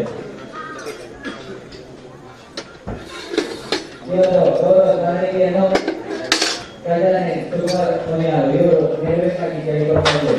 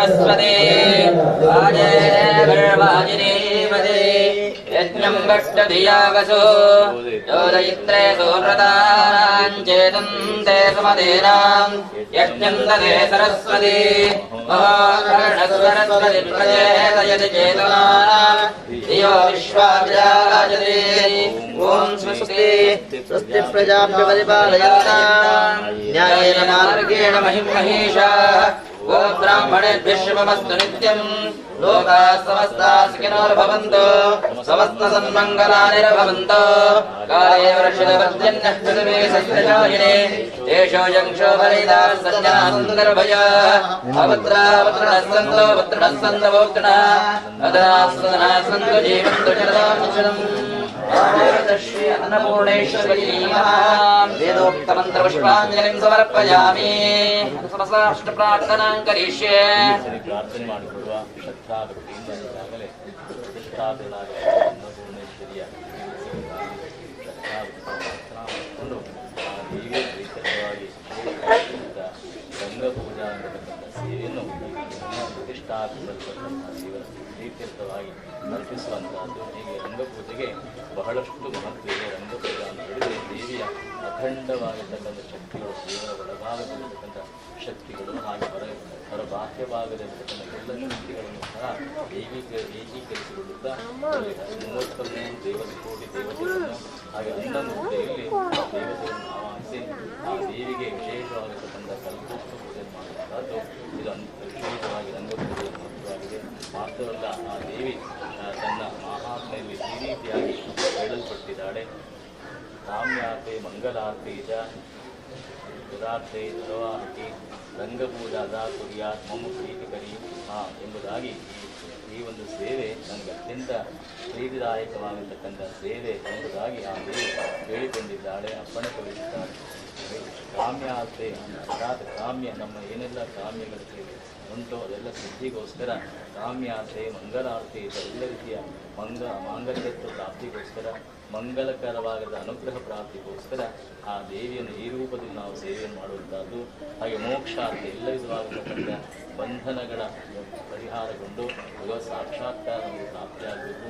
ಆ ಮೂಲಕವಾಗಿ ದೇವಿಯ ಪ್ರೀತ್ಯರ್ಥವಾಗಿ ಇಂತಹ ಒಂದು ವಿಶೇಷವಾಗಿರ್ತಕ್ಕಂಥ ಸೇವೆಯನ್ನು ರಂಗಪೂಜೆಯನ್ನು ಯಾವ ಭಕ್ತರು ಮಾಡ್ತಾರೋ ಆ ಎಲ್ಲ ಭಕ್ತರಿಗೆ ನಾನು ವಿಶೇಷವಾಗಿ ಅನುಗ್ರಹಿಸುತ್ತಾ ಅವರ ಬಾಳೆಲ್ಲ ಸಾರ್ಥಕ್ಯವಾಗುವ ಹಾಗೆ ಅನುಗ್ರಹ ಮಾಡಿಕೊಡ್ತಾನೆ ಮಾಡ್ತೀನಿ. ಮಾತ್ರವಲ್ಲ, ನನಗೆ ಅತ್ಯಂತ ಪ್ರೀತಿದಾಯಕವಾಗಿರ್ತಕ್ಕಂಥ ಸೇವೆ ಎಂಬುದಾಗಿ ದೇವಿ ಅನುಷ್ಠಾನ ಪದ್ಧತಿಗಳನ್ನು ಹೇಳಲ್ಪಟ್ಟಿದ್ದಾರೆ. ಆ ಪ್ರಕಾರವಾಗಿ ಪ್ರತಿಷ್ಠಾಪಿಸಲ್ಪಟ್ಟ ಆ ದೇವಿಯ ನಿರಾಶಕ್ತಿ ಇಲ್ಲಿ ಆ ವಿಭಿನ್ನತೆಗೆ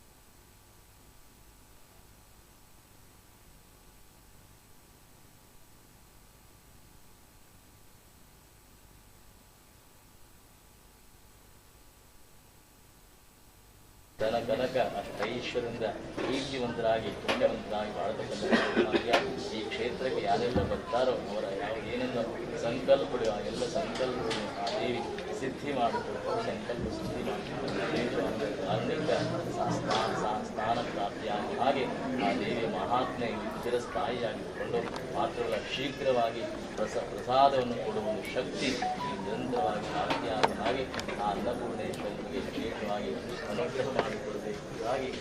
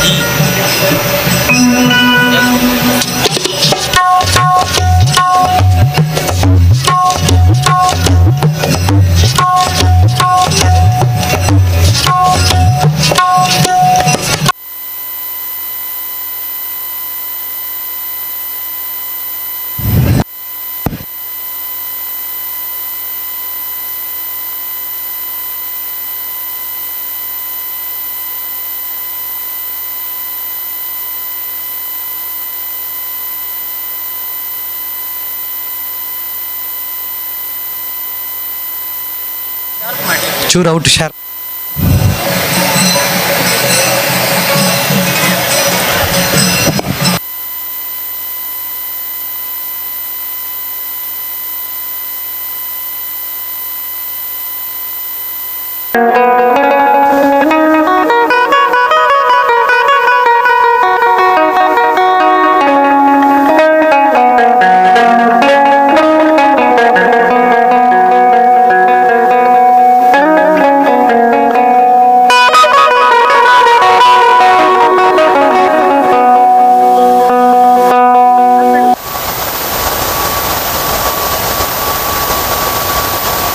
ನೋಡಿ ನೋಡಿ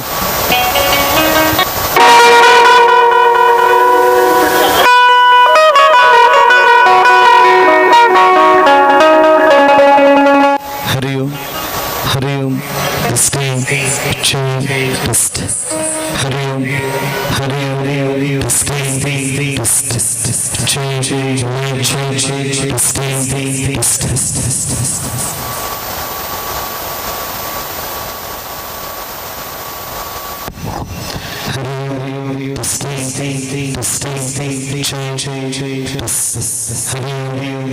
ಚೂರು ಹೈ ಮಾಡಿ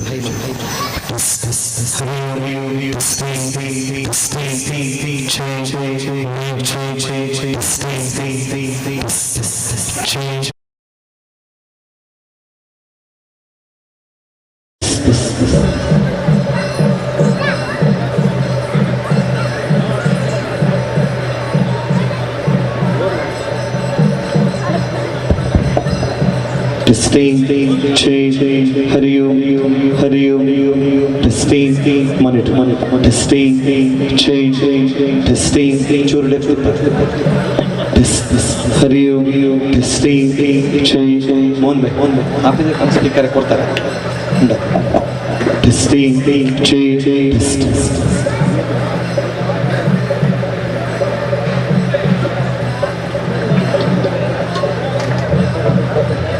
pass.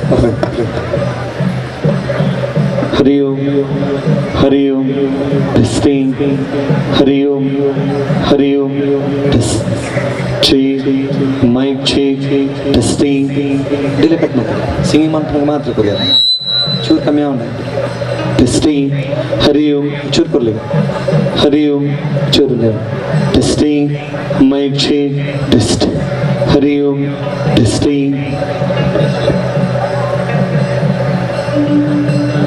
Hold.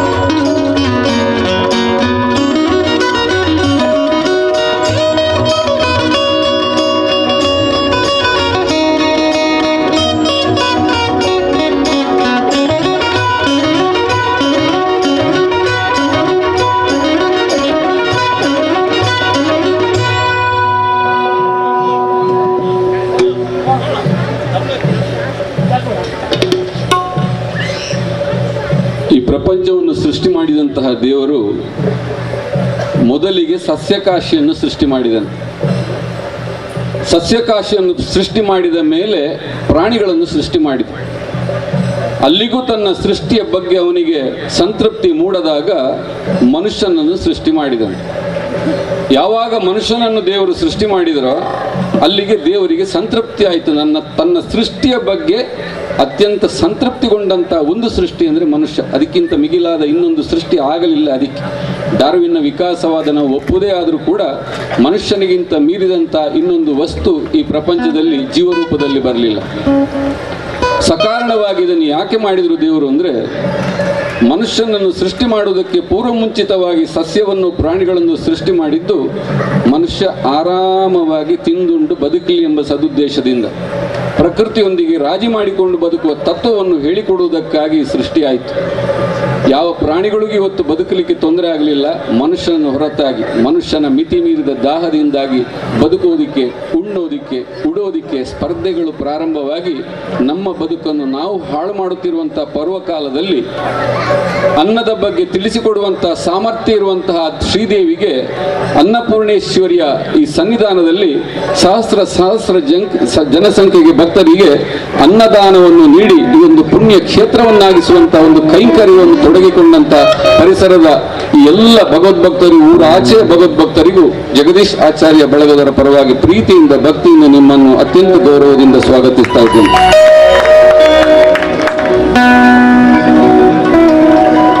ಎರಡೂವರೆ ಗಂಟೆಗಳ ಜರ್ನಿ, ಅರ್ಧ ಗಂಟೆ ಲೈನಲ್ಲಿ ನಿಂತು 2 ಗೋಳಿ ಬಜೆ ಸಿಕ್ಕಿತ್ತು. ನಾನು ಸತ್ಯ ಹೇಳುದು, 2 ಗೋಳಿ ಬಜೆ ಸಿಕ್ಕಿತ್ತು. ಇಷ್ಟೊತ್ತು ನಿಂತದ್ದಕ್ಕೆ 2 ಗೋಳಿ ಬಜೆಯ ಅನ್ನಪೂರ್ಣೇಶ್ವರಿಯ ಸನ್ನಿಧಾನದಲ್ಲಿ ನಿಂತ ಯೋಚನೆ ಮಾಡಿ ಕೂತುಕೊಳ್ಳಲಿಕ್ಕೆ ಪುರುಸೊತ್ತಿಲ್ಲ. ಬಿಸಿ ಬಿಸಿ ಕೈ ಹಾಕ್ಲಿಕ್ಕೆ ಸಾಧ್ಯ ಇಲ್ಲ. ಒಂದು ಇಷ್ಟು ದೊಡ್ಡ ಹಂಡೆಯಲ್ಲಿ ಗೋಳಿ ಬಜೆ ತಂದು ಎಷ್ಟು ಬೇಕಾದರೂ ತಿನ್ನಿ ಅಂತ ಹೇಳಿದೆ. ಇದು ದೇವಿ ಕೊಡುವಂಥ ಆಶೀರ್ವಾದದ ಬಗ್ಗೆ ಇವತ್ತು ವ್ಯಾವಹಾರಿಕ ಕಾಲದಲ್ಲಿ ಸಿಕ್ಕಿದ ಒಂದು ಉದಾಹರಣೆಯಲ್ಲಿ ನಾನು ಹೇಳೋದಷ್ಟೇ. ಗೋಳಿ ಬಜೆ ಕೊಟ್ಟ ಮಾತ್ರ ಕೇಳುವಂಥದ್ದಲ್ಲ. ಅಂತಹ ಅನ್ನಪೂರ್ಣೇಶ್ವರಿಯ ಆಲಯದಲ್ಲಿ ಒಂದೇ ಗಿಂತ ಹೆಚ್ಚಾಗಿ ಯಕ್ಷಗಾನದವರ ತಾಳ್ಮೆ ಕೂಡ ನಾವು ಕಳ್ಕೊಳ್ಳಿಕ್ಕೆ ಬಿಡೋದಿಲ್ಲ. ಯಾಕಂದ್ರೆ ಇದೀಗಾಗಲೇ ಅವರು ವೇಷಭೂಷಣದೊಂದಿಗೆ ಸಿದ್ಧವಾಗಿದ್ದಾರೆ. 6 ಗಂಟೆಗೆ ನಿಗದಿತ ಸಮಯದಲ್ಲಿ ಕಾರ್ಯಕ್ರಮ ಪ್ರಾರಂಭ ಆಗಿದ್ರೆ ನಾವು ಈಗ ಮುಗಿಸಿ ಅನ್ನಪ್ರಸಾದ ಸ್ವೀಕರಿಸಿ ಹೊತ್ತಾಗಿ ಹೋಗ್ತಿತ್ತು. ಆದರೆ ಬ್ರಹ್ಮಕಲಶೋತ್ಸವದ ಸಂದರ್ಭದಲ್ಲಿ ಇಂಥದ್ದು ನಡೆಯುವುದು ಯಾವತ್ತೂ ಕೂಡ ಅನಿವಾರ್ಯವೇ ಆಗಿದ್ದು, ನಾವು ನೀವು ಒಂದಾಗಿ ಪ್ರೀತಿಯಿಂದ, ಗೌರವದಿಂದ, ಭಕ್ತಿಯಿಂದ ಆ ದೇವಿಗೆ ಸಮರ್ಪಿಸುವ ಕಾರ್ಯಕ್ರಮ ಅಂತ ಭಾವಿಸ್ತಾ ವಿಘ್ನ ನಿವಾರಕ ವಿಘ್ನೇಶ್ವರನನ್ನು ಆರಾಧಿಸುವ ಗೀತೆಯೊಂದಿಗೆ ನಮ್ಮ ಕಾರ್ಯಕ್ರಮವನ್ನು ಪ್ರಾರಂಭ ಮಾಡೋದಕ್ಕೆ ನಾವು ಬೇಡ್ತಾ ಇದ್ದೇವೆ.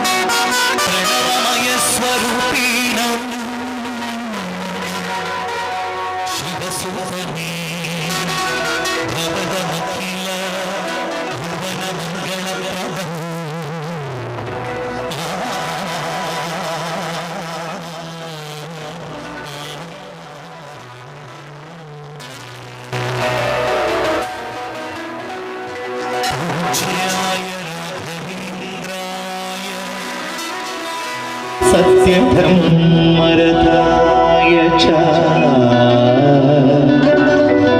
भजतां कल्पवृक्षाय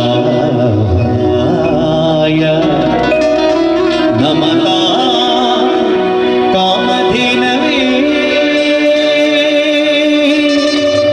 नमः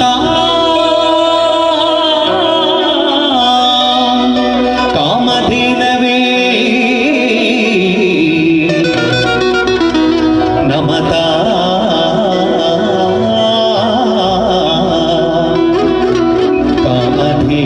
ಕಾಮಧೇನವೇ.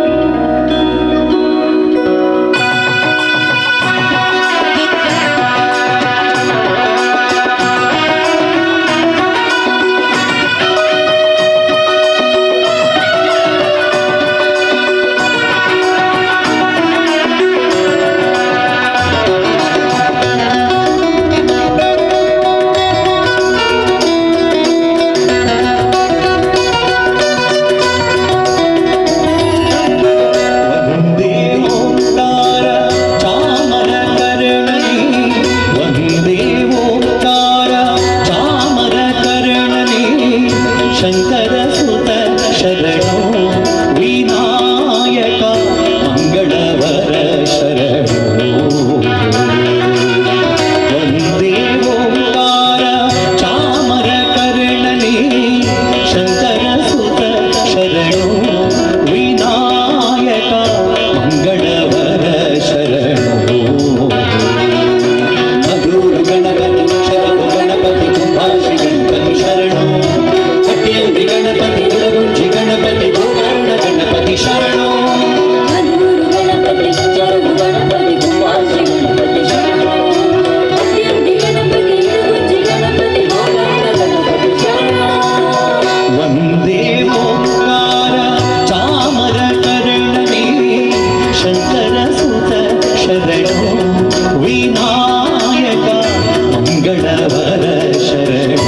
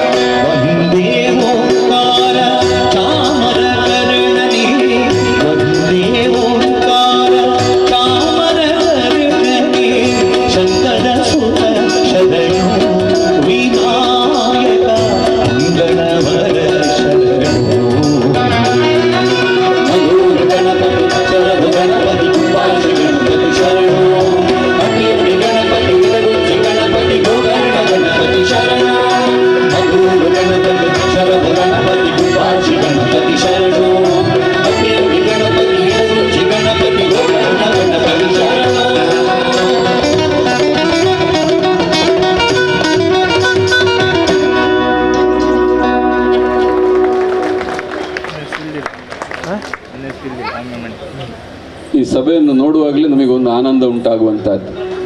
ವಯೋವೃದ್ಧರಿದ್ದೀರಿ, ಜ್ಞಾನವೃದ್ಧರಿದ್ದೀರಿ, ಹಾಗೆ ಸೋಲರಿಯದ ಅನಾಯಾಸವಾಗಿ ಯಾವುದೇ ಕೆಲಸವನ್ನು ಮಾಡಬಲ್ಲಂಥ ದೊಡ್ಡ ತರುಣ ತರುಣಿಯರ ಒಂದು ಗ್ಯಾಂಗ್ ಉಂಟಿಲ್ಲಿ. ಅದು ಪವರ್ಫುಲ್ ಆಗಿ ಕೆಲಸ ಮಾಡುವಂಥದ್ದು.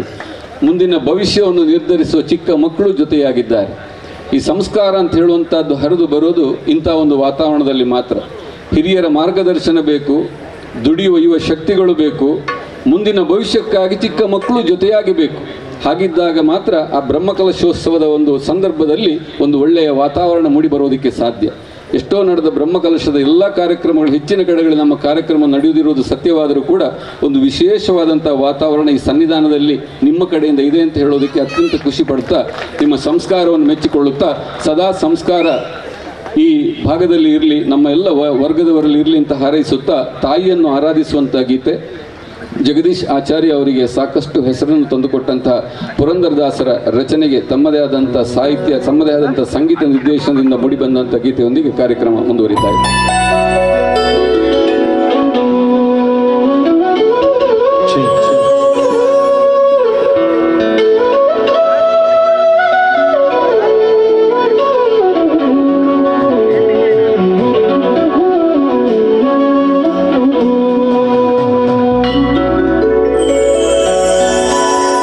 ಎಡಕ್ಕೆ ಭೂಮಿ ಬಲಕ್ಕೆ ಶ್ರೀಯು, ಎದುರಿನಲ್ಲಿ ದುರ್ಗಾದೇವಿ,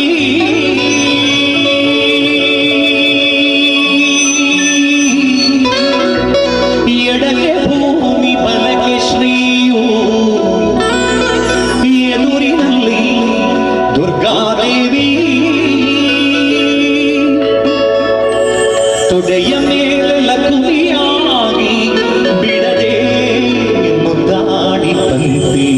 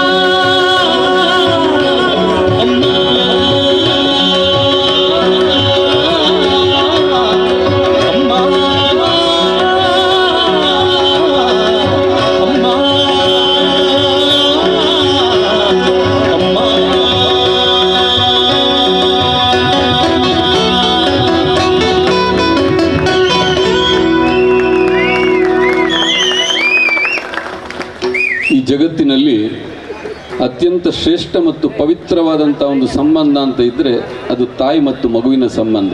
ಅದು ಪ್ರಾಣಿಗಳಿರಲಿ ಮನುಷ್ಯರಿರಲಿ.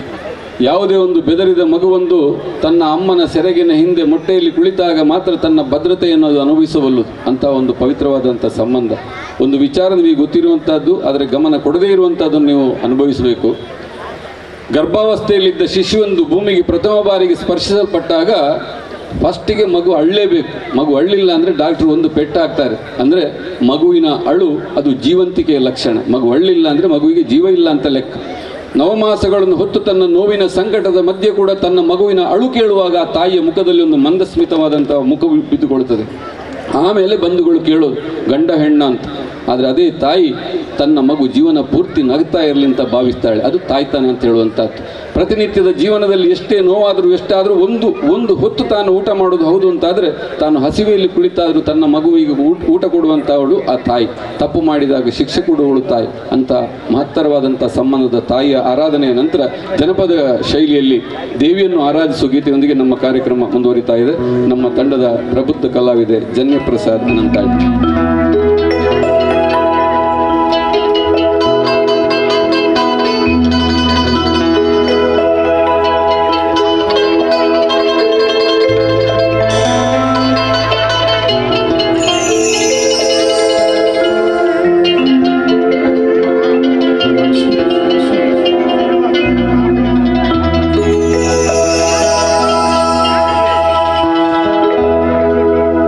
ತಾಯಿ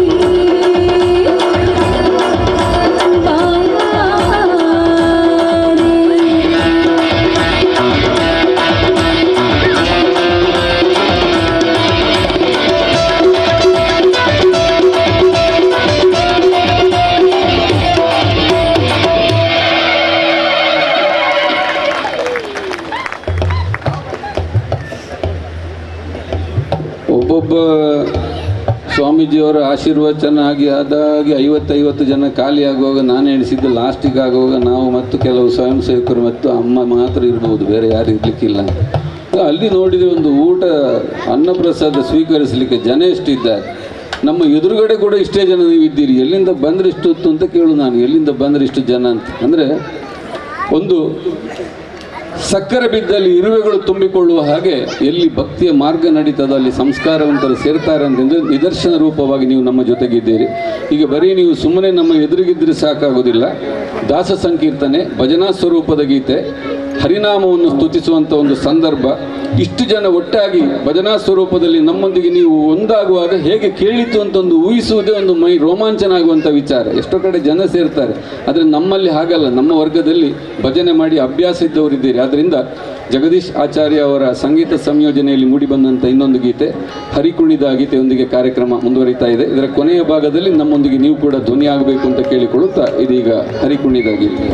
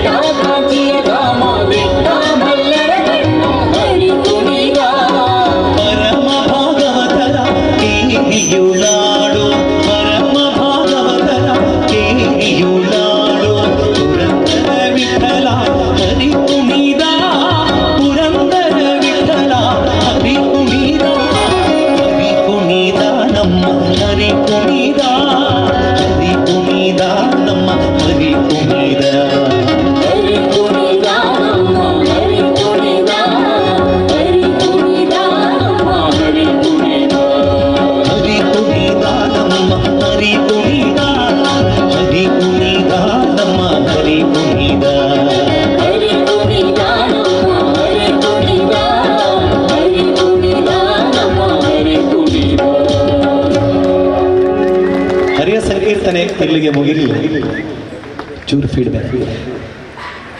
ಎಲ್ಲರೂ ಭಕ್ತಾದಿಗಳೆಲ್ಲ ಸೇರಿದ್ದೀರಿ, ಎಲ್ಲರೂ ಒಂದು ಗಳಿಗೆ ಹರಿಯ ನಾಮಸ್ಮರಣೆ ಮಾಡುವ ಸುಲಭವಾದ ಭಜನೆ ಇದೆ. ನಾನು ಹೇಳಿಕೊಡ್ತೇನೆ, ಅದರ ಹಾಗೆ ಹಾಡಿದ್ರೆ ಆಯ್ತು. ನಿಮಗೆ ಗೊತ್ತಿರ್ಬೋದು. ಹರಿ ಕುಣಿದಾನಮ್ಮ, ಒಟ್ಟಾಗಿ ಸೇರಿ ಹಾಡುವ. ಹರಿ ಕುಣಿದಾನಮ್ಮ, ಹರಿ ಕುಣಿದ, ಹರಿ ಕುಣಿದ ನಮ್ಮ, ಹರಿ ಕುಣಿದ, ಹರಿ ಕುಣಿದ ನಮ್ಮ, ಹರಿ ಕುಣಿದ, ಹರಿ ಕುಣಿದ ನಮ್ಮ, ಹರಿ ಕುಣಿದ, ಹರಿ ಕುಣಿದ ನಮ್ಮ, ಹರಿ ಕುಣಿದ, ಹರಿ ಕುಣಿದ ನಮ್ಮ, ಹರಿ ಕುಣಿದ. ಅಕಳಕ ಚರಿತ, ಅಕಳಕ ಚರಿತ, ಮಕರ ಕುಂಡಲಧರ, ಮಕರ ಕುಂಡಲಧರ, ಸಕಲರ ಪಾಲಿಪ, ಸಕಲರ ಪಾಲಿಪ, ಸಕಲರ ಪಾಲಿಪ, ಸಕಲರ ಪಾಲಿಪ, ಸಕಲರ ಪಾಲಿಪ, ಪಾಲಿಪ, ಹರಿ ಕುಣಿದ, ಹರಿ ಕುಣಿದ. ಎರಡು ಕೈಗಳನ್ನು ಮೇಲೆತ್ತಿಕೊಂಡು ಹಾಡುವ. ಕೆಲವರಿಗೆ ನಾಚಿಕೆ ಆಗ್ತಾ ಉಂಟು. ನಾವು ಮಾಡಿರುವ ಪಾಪಗಳನ್ನು ಕಳಿಬೇಕಾದ್ರೆ ನಿತ್ಯವೂ ನಾವು ಹರಿಯ ಸಂಕೀರ್ತನೆ ಮಾಡಲೇಬೇಕು. ಭಕ್ತಿಯಿಂದ ನೀವು ಎರಡೂ ಕೈಗಳನ್ನು ಮೇಲೆತ್ತಿಕೊಂಡು ಹಾಡಿದಲ್ಲಿ ಖಂಡಿತವಾಗಿಯೂ ನಿಮಗೆ ಹರಿಯ ಅನುಗ್ರಹ ಎಲ್ಲರಿಗೂ ಆಗ್ತದೆ. ಹರಿ ಕುಣಿದ ನಮ್ಮ, ಹರಿ ಕುಣಿದ, ಹರಿ ಕುಣಿದ ನಮ್ಮ, ಹರಿ ಕುಣಿದ, ಹರಿ ಕುಣಿದ ನಮ್ಮ, ಹರಿ ಕುಣಿದ, ಹರಿ ಕುಣಿದ ನಮ್ಮ, ಹರಿ ಕುಣಿದ. ಅಕಳಂಕ ಚರಿತ, ಮಕರ ಕುಂಡಲಧರ, ಸಕಲರ ಪಾಲಿಪ, ಸಕಲರ ಪಾಲಿಪ, ಸಕಲರ ಪಾಲಿಪ, ಸಕಲರ ಪಾಲಿಪ, ಸಕಲರ ಪಾಲಿಪ,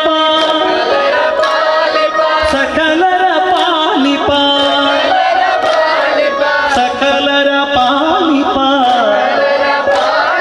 ಸಕಲರ ಪಾಲಿಪ, ಸಕಲರ ಪಾಲಿಪ. ಹರಿ ಕುಣಿದ, ಹರಿ ಕುಣಿದ, ಹರಿ ಕುಣಿದ, ಹರಿ ಕುಣಿದ,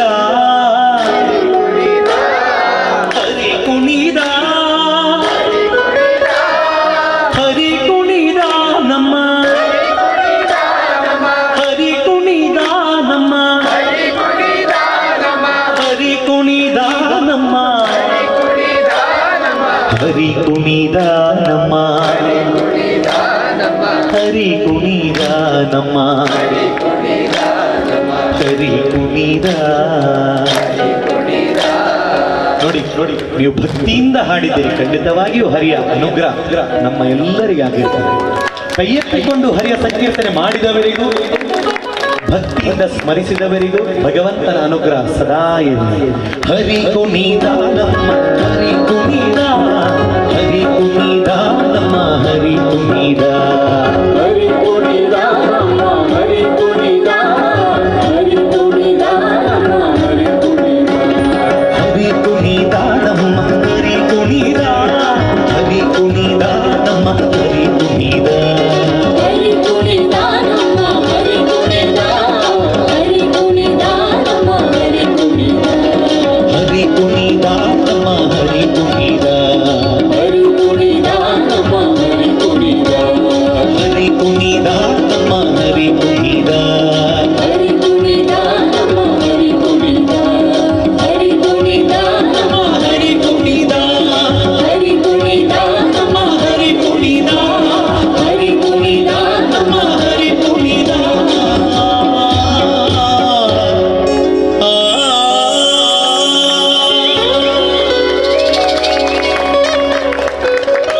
ಜಗದೀಶರಿಗೆ ಒಂದು ಸಣ್ಣ ಜಿಜ್ಞಾಸೆ. ಕೈ ಎತ್ತಿ ಹಾಡಿದವರಿಗೂ ಹಾಡದವರಿಗೂ ಇಲ್ಲ ಇವತ್ತು, ಎಲ್ಲ ಹಾಡಿದ್ದಾರೆ ಹಾಗಾಗಿ. ಆದರೆ ಅಲ್ಲಿ ಊಟಕ್ಕೆ ಹೋದವರಿಗೆ ಏನು ಮಾಡುವ, ಅವರಿಗೊಂದು ಭಾಗ್ಯ ಬೇಕಲ್ಲ.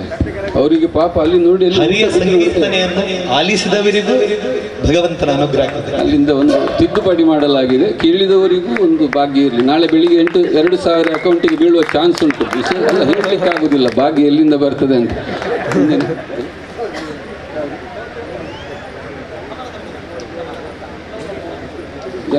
ಮಾತಾಡಲಿಕ್ಕೆ ತುಂಬ ವಿಷಯ ಉಂಟು, ಆದರೆ ಇವತ್ತು ಅಷ್ಟು ಮಾತಾಡಲಿಕ್ಕಿಲ್ಲ. ಬೇಗ ಬೇಗ ಮುಗಿಸಿ ಹೋಗಬೇಕು. ಯಕ್ಷಗಾನದವರು ರೆಡಿ ಇದ್ದಾರೆ. ಹೊಸ ಇತಿಹಾಸ ಚಿತ್ರದಿಂದ ಆಯ್ದಂಥ ಗೀತೆಯೊಂದಿಗೆ ನಮ್ಮ ಕಾರ್ಯಕ್ರಮ ಮುಂದುವರಿತಾ ಇದೆ. ನಮ್ಮ ತಂಡದ ಪ್ರತಿಭಾವಂತ ಗಾಯಕಿ ದಿವ್ಯಾನಿಧಿ ರೈ ಅವರು ವೇದಿಕೆಯಲ್ಲಿ.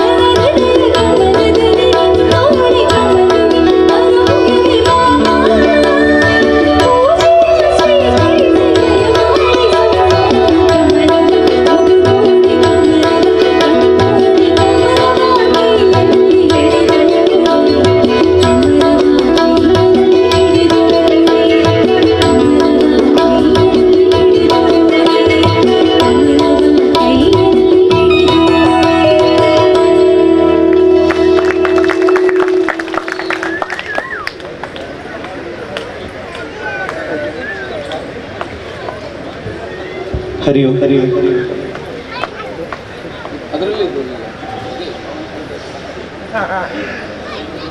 ಒಂದು ವಿಶೇಷವಾದಂತಹ ಗೀತೆ ಪ್ರಸ್ತುತಪಡಿಸಲಿಕ್ಕಿದ್ದೇವೆ. ನಿಮಗೆಲ್ಲ ಗೊತ್ತಿರುವ ಹಾಗೆ ದೇವಳದ ಒಳವಟಾರದಲ್ಲಿ ನಡೆಯುವಂತಹ ವೈದಿಕ ವಿಧಿವಿಧಾನಗಳಲ್ಲಿ ನವವಿಧವಾದಂಥ ಭಕ್ತಿಗಳಲ್ಲಿ ಅತ್ಯಂತ ಶ್ರೇಷ್ಠವಾದಂತಹ ಮಂತ್ರೋಚ್ಚಾರಣೆಯ ಮೂಲಕ ಯಜ್ಞಗಳನ್ನು ಯಾಗಾದಿಗಳನ್ನು ದೇವರ ಕ್ರಿಯೆಯನ್ನು ಮಾಡೋದಿದ್ದರೆ ನಾವಿಲ್ಲಿ ಸಂಕೀರ್ತನೆಯ ಮೂಲಕ ದೇವರ ನಾಮಸ್ಮರಣೆ ಮಾಡೋದು. ನೀವು ಅದನ್ನು ಕೇಳು. ಒಂದು ಕೀರ್ತನೆ, ಇನ್ನೊಂದು ಶ್ರವಣ. ಕಾರ್ಯಕ್ರಮದ ಮುಂದೆ ಈ ವೇದವನ್ನು ಉಚ್ಚರಿಸುವಾಗ ಅದರ ಹಿಂದೆ ಒಂದು ನಾದ ಕೂಡ ಅಡಕವಾಗಿದೆ. ಸ್ವರಸ್ಥಾನದ ಪ್ರಕಾರ ವೇದವನ್ನು ಪುರೋಹಿತರು ಹೇಳುವಾಗ ನಮಗೊಂದು ಕೇಳುವ ಅಂತ ಅನಿಸ್ತದೆ, ಅದು ನಾದ. ಆದರೆ ಸಂಕೀರ್ತನೆಗಳಲ್ಲಿ ಹಾಡುಗಳಲ್ಲಿ ವೇದ ಇರೋದಿಲ್ಲ, ನಾದ ಮಾತ್ರ ಇರ್ತದೆ. ಕಾರ್ಯಕ್ರಮದ ಮುಂದೆ ವೇದದ ಕೆಲವು ಸಾಲುಗಳನ್ನು ಅಳವಡಿಸಿಕೊಂಡು ವೇದಪ್ರಿಯನೂ ನಾದಪ್ರಿಯನೂ ಆದಂಥ ಈಶ್ವರನನ್ನು ಸ್ತುತಿಸುವ ಗೀತೆಯೊಂದಿಗೆ ನಮ್ಮ ಕಾರ್ಯಕ್ರಮ ಮುಂದುವರಿತಾ ಇದೆ.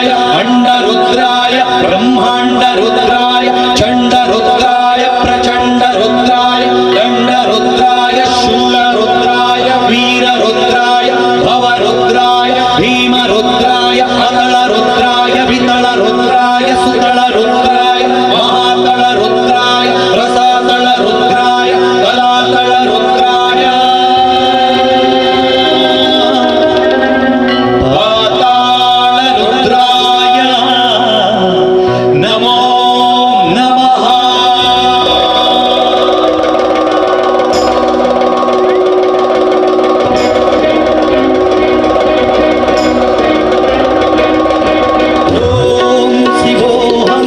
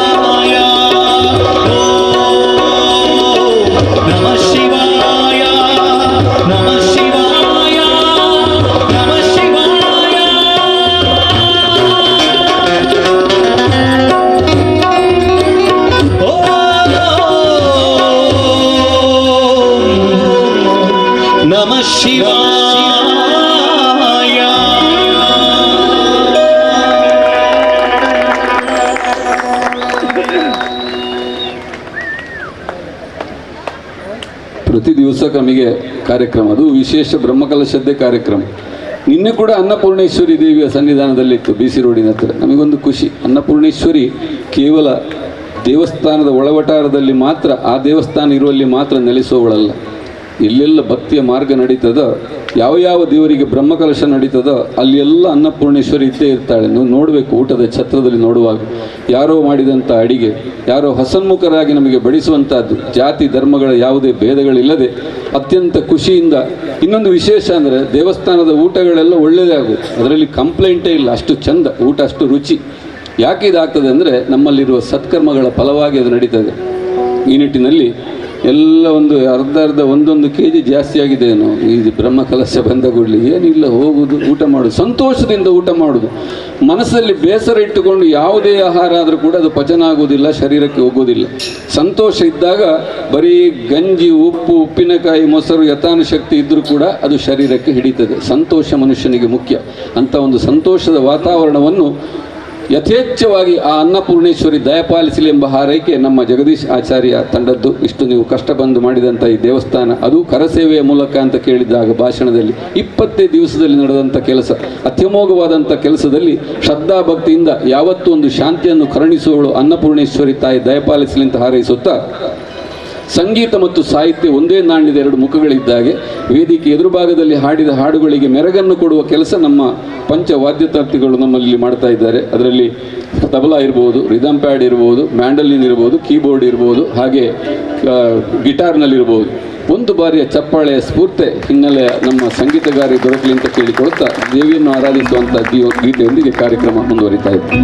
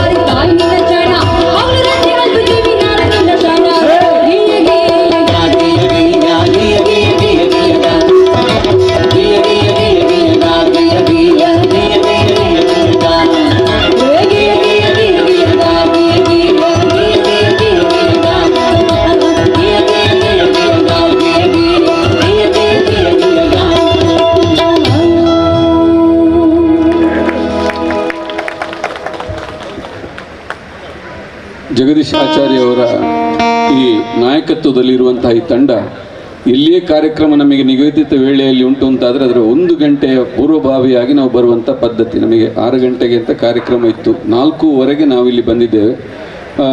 ಏನು ಮಾಡಲಿಕ್ಕೆ ಬರೋದಿಲ್ಲ, ಎಲ್ಲ ಕಡೆಯೂ ಆಗ್ತದೆ, ಇಲ್ಲಿ ಕೂಡ ಅದೇನು ಹೊರತಾಗಿಲ್ಲ. ಕಾರ್ಯಕ್ರಮ ಮುಗಿಸೋ ಹೊತ್ತಿಗೆ ನಮಗೆ ವೇದಿಕೆ ಸಿಕ್ಕಿದೆ. ಆದರೂ ಕೂಡ ಎಷ್ಟೋ ಹಾಡುಗಳ ರಿಕ್ವೆಸ್ಟ್ ಇದೆ, ಎಲ್ಲವನ್ನು ನಾವು ಈ ಸರ್ತಿ ಮನ್ನಿಸ್ಲಿಕ್ಕೆ ಖಂಡಿತವಾಗಿಯೂ ಆಗೋದಿಲ್ಲ. ಯಾಕಂದರೆ ನಾಳೆ ಬೆಳಿಗ್ಗೆ ಕುಂಬಳೆ ಗೋಪಾಲಕೃಷ್ಣ ದೇವಸ್ಥಾನದ ಬ್ರಹ್ಮಕಲಶೋತ್ಸವ, ಸಾಯಂಕಾಲ ಪುನಃ ಪುತ್ತೂರಿನಲ್ಲಿ ಬ್ರಹ್ಮಕಲಶೋತ್ಸವ, ಈ 2 ಕಾರ್ಯಕ್ರಮಗಳನ್ನು ಇರೋದರಿಂದ 2 ಹಾಡುಗಳೊಂದಿಗೆ ನಮ್ಮ ಕಾರ್ಯಕ್ರಮ ಕೊನೆಗೊಳ್ಳಲಿಕ್ಕಿದೆ. ಮುಂದೊಂದು ದಿನ ಆ ಅನ್ನಪೂರ್ಣೆ ಇದೇ ಸ್ಥಳದಲ್ಲಿ ಎಲ್ಲ ನಿಮ್ಮ ಕೇಳಿದ ಹಾಡುಗಳನ್ನು ಹಾಡುವಂಥ ಅವಕಾಶ ಅಥವಾ ನಿಮ್ಮಲ್ಲಿ ಎಲ್ಲಿಯಾದರೂ ಸಹ ಇರುವಾಗ ಖಂಡಿತ ನಿಗದಿತ ಸಮಯಕ್ಕೆ ಆಯಿತು ಅಂತಾದರೆ ಮಾಡುವ. ಯಾರೂ ಮನಸ್ಸಿಗೆ ಹಚ್ಚಿಕೊಳ್ಬಾರ್ದು, ಬೇಸರ ಮಾಡಬಾರ್ದು. ಅನಿವಾರ್ಯ ಕಾರಣ, ನಿಮಗೂ ಅನಿವಾರ್ಯ, ನಮಗೂ ಅನಿವಾರ್ಯ. ಮತ್ತು ನೀವು ಜೊತೆಯಾಗಿ ಕುಣಿಯಬಲ್ಲಂತಹ, ಹಾಡಬಲ್ಲಂತಹ ಸರಳವಾದ ದಾಸ ಸಾಹಿತ್ಯ, ತೋಳು ತೋಳು ರಂಗ ಹಾಗೂ ಬಾರೆಸಖಿ 2 ಗೀತೆಗಳೊಂದಿಗೆ ಜಗದೀಶ್ ಆಚಾರ್ಯ ಅವರ ಸಂಗೀತ ನಿರ್ದೇಶನದಲ್ಲಿ ಮೂಡಿಬಂದಂತಹ ದಾಸಗೀತೆಗಳೊಂದಿಗೆ ಕಾರ್ಯಕ್ರಮ ಮುಂದುವರಿತಾ ಇದೆ.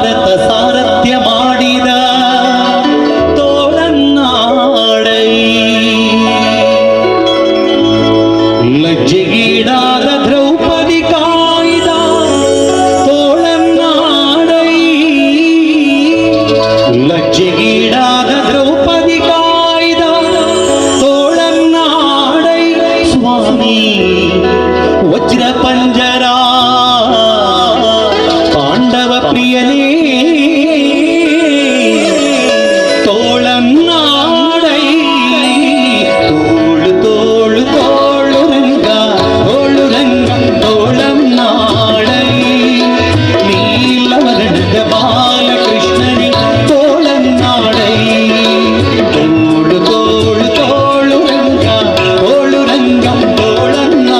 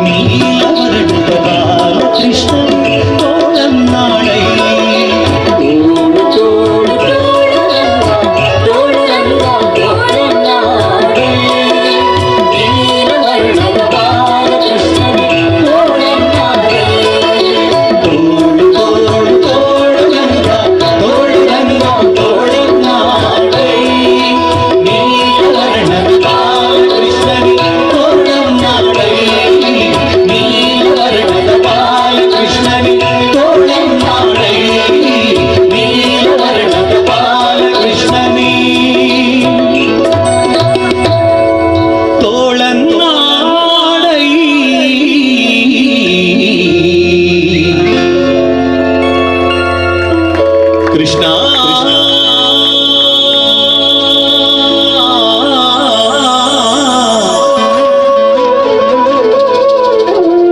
ಕೃಷ್ಣ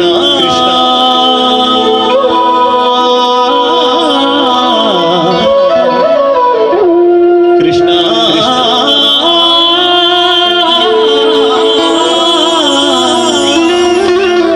ಕೃಷ್ಣ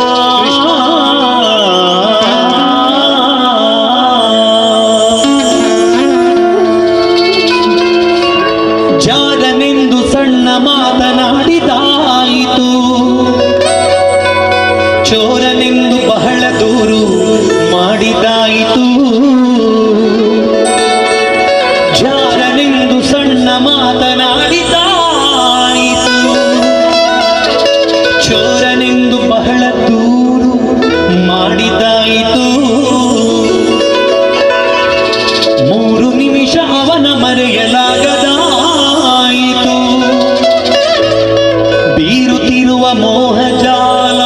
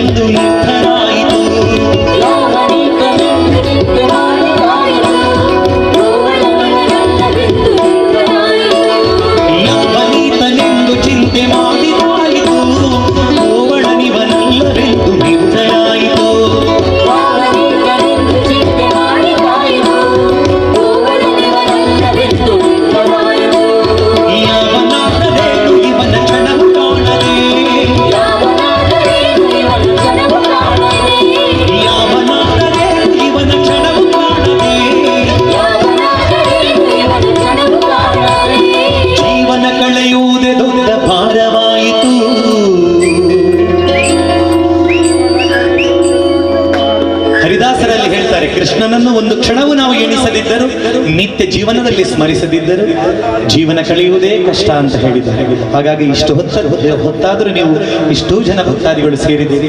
ಎಲ್ಲರೂ ಒಂದು ಗಳಿಗೆ ಕೃಷ್ಣನ ಸ್ಮರಣೆಯನ್ನು ಮಾಡುವ. ಯಾವ ನೀತನೆಂದು ಚಿಂತೆ ಮಾಡಿದಾಯಿತು, ಗೋವಳನಿವನಲ್ಲವೆಂದು ನಿರ್ಧರಾಯಿತು.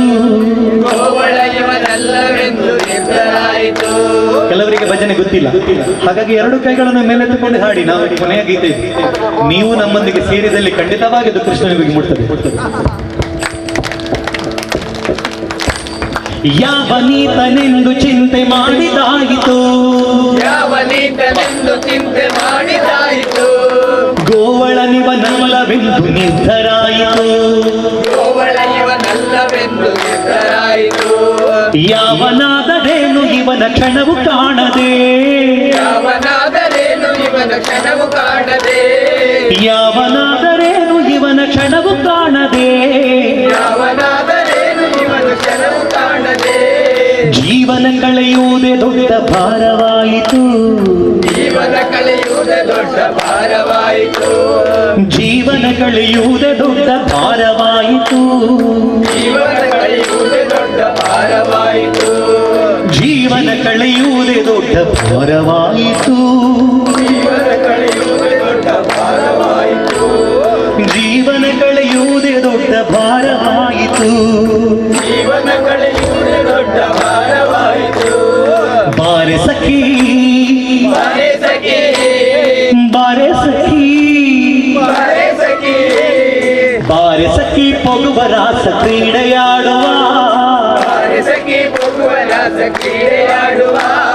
ಸಾರ ಸಾಕ್ಷ ಕೃಷ್ಣನು ತಾ ಕೊಳಲನೂದುವ, ಸಾರ ಸಾಕ್ಷ ಕೃಷ್ಣನು ತಾ ಕೊಳಲನೂದುವ, ಕೊಳಲನೂದುವ ಕೃಷ್ಣ ಕೊಳಲನೂದುವ, ಕೃಷ್ಣ ಕೊಳಲನೂದುವ, ಕೊಳಲನೂದುವ ಕೃಷ್ಣ ಕೊಳಲನೂದುವ, ಕೃಷ್ಣ ಕೊಳಲನೂದುವ, ಕೊಳಲನೂದುವ ಕೃಷ್ಣ ಕೊಳಲನೂದುವ, ಕೃಷ್ಣ ಕೊಳಲನೂದುವ, ಕೊಳಲನೂದುವ ಕೃಷ್ಣ ಕೊಳಲನೂದುವ, ಕೃಷ್ಣ ಕೊಳಲನೂದುವ. ಭಕ್ತಿಯಿಂದ ನೀವು ಹಾಡಿದ್ದೀರಿ, ಖಂಡಿತವಾಗಿ ಕೃಷ್ಣನ ಅನುಗ್ರಹ ನಮ್ಮೆಲ್ಲರಿಗೂ ಆಗಿರ್ತಾರೆ. ಬಾರೆ ಸಖಿ, ಬಾರೆ ಸಖಿ, ಬಾರೆ ಸಖಿ ಪೊಗುವ ರಾಸ ಕ್ರೀಡೆಯಾಡುವ, ಸಾರ ಸಾಕ್ಷ ಕೃಷ್ಣನು ತಾ ಕೊಳಲನೂದುವ, ಬಾರೆ ಸಖಿ ಪೊಗುವ ರಾಸ ಕ್ರೀಡೆಯಾಡುವ, ಸಾರ ಸಾಕ್ಷ ಕೃಷ್ಣನು ತಾ ಕೊಳಲನೂದುವ, ಕೊಳಲನೂದುವ ಕೃಷ್ಣ ಕೊಳಲನೂದುವ, ಕೊಳಲನೂದುವ ಕೃಷ್ಣ ಕೊಳಲನೂದುವ,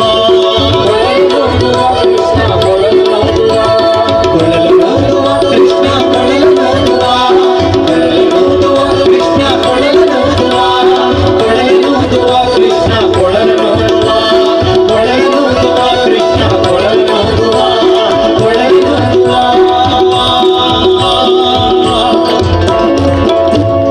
ಕೃಷ್ಣ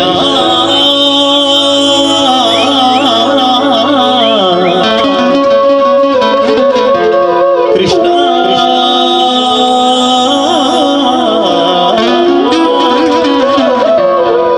ಕೃಷ್ಣ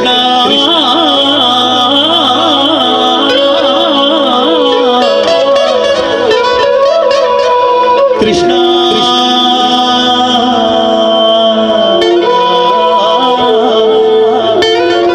ಕೃಷ್ಣ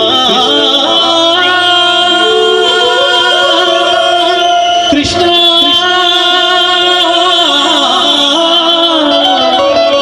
ಕೃಷ್ಣ ಕೃಷ್ಣ ಕೃಷ್ಣ ಕೃಷ್ಣ ಕೃಷ್ಣ ಕೃಷ್ಣ.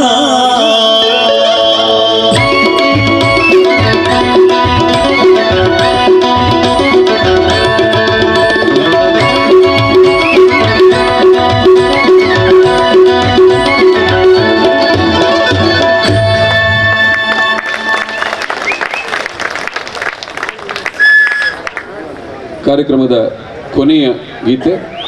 ಇಂದು ನಮ್ಮ ಕಲಾವಿದರ ಪರಿಚಯಕ್ಕೆ ಮುಂಚಿತವಾಗಿ ಅತ್ಯಂತ ಖುಷಿಯಿಂದ ನಿಮ್ಮೊಂದಿಗೆ ಹೇಳಿಕೊಳ್ಬೇಕಾದಂಥ ವಿಚಾರ, ಈ ಅನ್ನಪೂರ್ಣೇಶ್ವರಿ ದೇವಸ್ಥಾನ ಕಜಿಕೆ ನಮ್ಮವರು ಅಂತ ಹೇಳುವಂಥ ಅಭಿಮಾನದ ಮೇಲೆ ಪ್ರೀತಿಯ ಮೇರೆಗೆ ಜಗದೀಶ್ ಆಚಾರ್ಯ ಅವರ ತಂಡಕ್ಕೆ ಒಂದು ಉತ್ತಮವಾದಂಥ ಅವಕಾಶವನ್ನು ಮಾಡಿಕೊಟ್ಟದ್ದಕ್ಕಾಗಿ ಬ್ರಹ್ಮಕಲಶೋತ್ಸವ ಸಮಿತಿಯ ಎಲ್ಲ ಪದಾಧಿಕಾರಿಗಳಿಗೆ ತುಂಬ ಹೃದಯದ ವಂದನೆಗಳನ್ನು ಸಲ್ಲಿಸ್ತಾ ಇದ್ದೇವೆ. ಮನುಷ್ಯ 3 ವಿಧವಾದ ಶಕ್ತಿಗಳಿಂದ ಕೆಲಸ ಮಾಡಬಲ್ಲ: ಇಚ್ಛಾಶಕ್ತಿ, ಬುದ್ಧಿಶಕ್ತಿ ಮತ್ತು ಕ್ರಿಯಾಶಕ್ತಿ. ಈ 3 ಶಕ್ತಿಗಳು ಒಬ್ಬನಲ್ಲೇ ಇರೋದಕ್ಕೆ ಸಾಧ್ಯ ಇಲ್ಲ. ಸಮಷ್ಟಿಯಲ್ಲಿರುವಂಥ ಶಕ್ತಿ ಏಕ ವ್ಯಕ್ತಿಯಲ್ಲಿ ಇರೋದಕ್ಕೆ ಸಾಧ್ಯವಿಲ್ಲ. ಈ ನಿಟ್ಟಿನಲ್ಲಿ ಈ ಕಲಶೋತ್ಸವಕ್ಕೆ ಸಹಕರಿಸಿದ ಎಲ್ಲ ಭಕ್ತರು ಈ 3 ವಿಧವಾದ ಶಕ್ತಿಗಳಿಂದ ಒಡಗೂಡಿ ಇಂತಹ ಒಂದು ದೊಡ್ಡ ಮಟ್ಟಿನ ಕೆಲಸ ನಡಿಬೇಕು. ಅದಕ್ಕೆ ತಕ್ಕ ಹಾಗೆ ಆ ಅನ್ನಪೂರ್ಣೆ ಸರ್ವರಿಗೂ ಸರಿಯಾದ ಜೀರ್ಣಶಕ್ತಿ ಕೊಟ್ಟು ಒಳ್ಳೆಯ ಆರೋಗ್ಯವನ್ನು ಕಾಪಾಡಿಕೊಂಡು ಬರುವಂತೆ ಐಶ್ವರ್ಯವನ್ನು ನೀಡಿ ಸನ್ಮಂಗಲವನ್ನು ಉಂಟು ಮಾಡಲಿ ಅಂತ ಹಾರೈಸುತ್ತಾ ನಮ್ಮೊಂದಿಗೆ ಗಿಟಾರ್ನಲ್ಲಿ ಸಹಕರಿಸಿದ್ದಾರೆ ಶ್ರೀಯುತ ಶರತ್ ಹಳೆಂಗಡಿ, ಕೀಬೋರ್ಡ್ನಲ್ಲಿ ಶ್ರೀಯುತ ಪ್ರಕಾಶ್ ಕುಂಬ್ಳೆ, ಮ್ಯಾಂಡಲಿನಲ್ಲಿ ಶ್ರೀಯುತ ದೇವರಾಜ್ ಆಚಾರ್, ರಿದಮ್ ಪ್ಯಾಡ್ನಲ್ಲಿ ಶ್ರೀಯುತ ರವಿಕಾಂತ್ ಕಾಸರಗೋಡು, ತಬಲದಲ್ಲಿ ಶ್ರೀಯುತ ಅಶೋಕನ್, ವಿಶೇಷ ತಬಲದಲ್ಲಿ ಶ್ರೀಯುತ ಶರತ್ ಕಾಸರಗೋಡು. ಅವರು ಅಣ್ಣ ತಮ್ಮಂದಿರು, ತೊಂದರೆ ಇಲ್ಲ. ಹಾಗೆ ಒಂದು ವಿಶೇಷವಾದ ಧನ್ಯವಾದವನ್ನು ಇವತ್ತು ನಾವು ಧ್ವನಿಯೋರಿ ಕೊಡಬೇಕು. ನಾವು ಇಲ್ಲಿ 4:15 ಗಂಟೆಗೆ ಬಂದಿದ್ದರೆ ಅವರು 2 ಗಂಟೆ ಹೊತ್ತಿಗೆ ಬಂದಿದ್ದಾರೆ. ಇನ್ನು ಅವರು ಮನೆ ತಲುಪುವಾಗ ನಾಳೆ ಬೆಳಿಗ್ಗೆ ಆಗ್ತದೆ. ಒಂದು ಎಕ್ಸ್ಟ್ರಾ ಸೌಂಡ್ ಇಲ್ಲ. ಎಷ್ಟು ನೀಟ್ ಅಂದರೆ, ನೀವು ಎಷ್ಟು ಹೃದಯವಂತಿಕೆಯಲ್ಲಿ ಈ ಹಾಡುಗಳನ್ನು ಆಸ್ವಾದಿಸಬಲ್ಲಿರೋ, ಅದಕ್ಕೆ ಒಂದು ಚೂರು ತೊಂದರೆ ಆಗದ ರೀತಿಯಲ್ಲಿ ಧ್ವನಿವರ್ಧಕ ಮೋಹನ್ ಸುರತ್ಕಲ್ ಅವರನ್ನು ಕೂಡ ತುಂಬ ಪ್ರೀತಿಯಿಂದ ಸಮೃದ್ಧಿ ಸೌಂಡ್ಸ್ ನೆನಪಿಸಿಕೊಳ್ಳುತ್ತಾ, ಮತ್ತೆ ನಂಬಿಕೊಂಡು ಬಂದಂತಹ ಆ ಅನ್ನಪೂರ್ಣೇಶ್ವರಿ ಸಕಲರಿಗೆ ಸಕಲವನ್ನು ಸಕಾಲದಲ್ಲಿ ದಯಪಾಲಿಸಲಿ ಅಂತ ಹಾರೈಸಿ ಕಾರ್ಯಕ್ರಮದ ಕೊನೆಯ ಗೀತೆಯೊಂದಿಗೆ ವಿರಮಿಸಿದ್ದೇವೆ.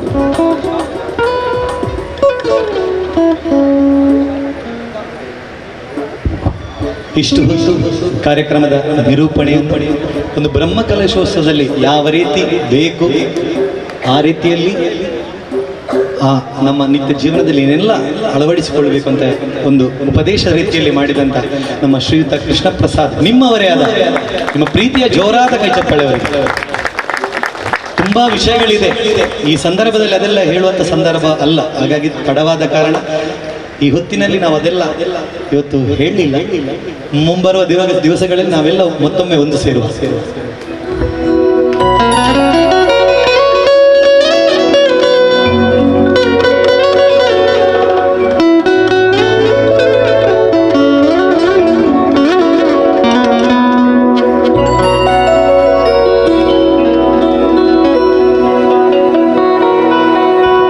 ಕಲಿಯುಗದ ಕಮನೀಯ ಮೂರ್ತಿ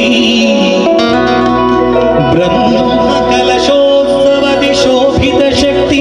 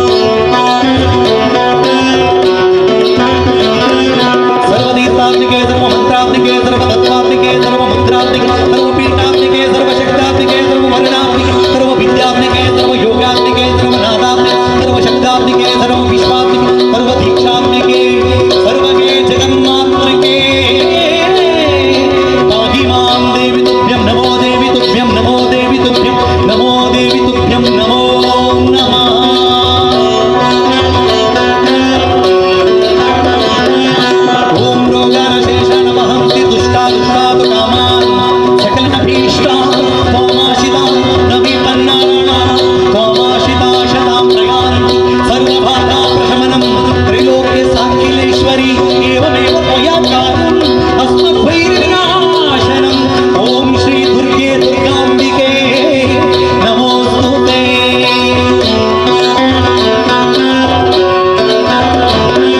नित्यानन्दकर वरदे सौन्दर्यरत्नाकरि निर्भूताखिल घोर पावनकरि प्रत्यक्ष प्रालयेश वंशपावनकरि काशीपुराधीश्वरी भिक्षां देहि कृपावलम्बनकरि माता अन्नपूर्णेश्वरी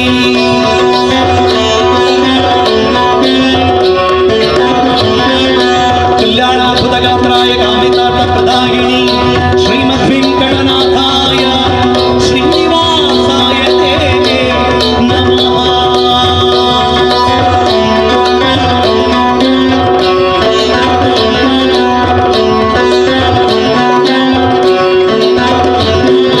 रामाय रामभद्राय रामचन्द्राय वेधसे रघुनाथाय नाथाय सीताय पतये नमः।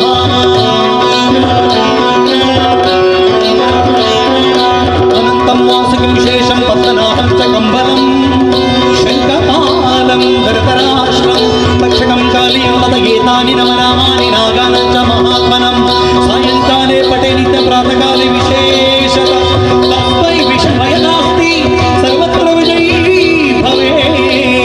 ॐ शान्तिः ॐ शान्तिः ॐ शान्तिः।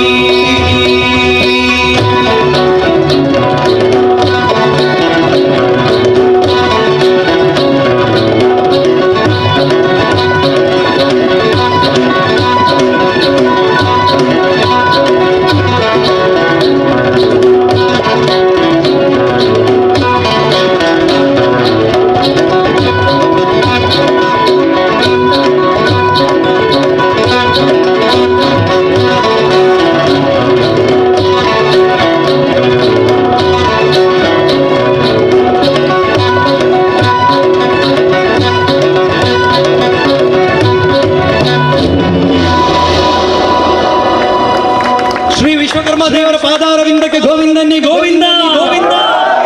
ಅನ್ನಪೂರ್ಣೇಶ್ವರಿ ಅಮ್ಮನ ಪಾದಾರವಿಂದಕ್ಕೆ ಗೋವಿಂದನ್ನಿ ಗೋವಿಂದ ಗೋವಿಂದ. ಶ್ರೀ ಕಾಳಿಕಾ ಭುವನೇಶ್ವರಿ ಅಮ್ಮನ ಪಾದಾರವಿಂದಕ್ಕೆ ಗೋವಿಂದನ್ನಿ ಗೋವಿಂದ ಗೋವಿಂದ. ಬೋಲೋ ಭಾರತ್ ಮಾತಾ ಕಿ ವಂದೇ.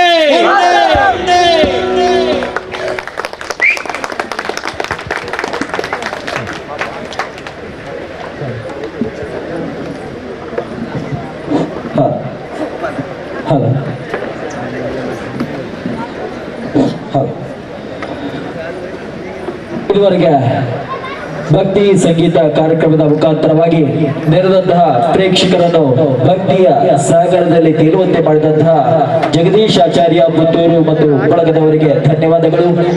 ಸಂಗೀತವನ್ನು ಅನುಭವಿಸಿ ಹಾಡುವುದರ ಜೊತೆಗೆ ಪ್ರೇಕ್ಷಕರಿಗೆ ಅನುಭವವನ್ನು ನೀಡುವುದರ ಮೂಲಕವಾಗಿ ಅವರು ಕೂಡ ಅನುಭವಿಸುವಂತೆ ಮಾಡುವಂತಹ ಒಬ್ಬ ಪ್ರಬುದ್ಧ ಗಾಯಕ ಇದ್ರೆ ಅದು ಪುತ್ತೂರು ಜಗದೀಶ್ ಆಚಾರ್ಯ ಇವರು.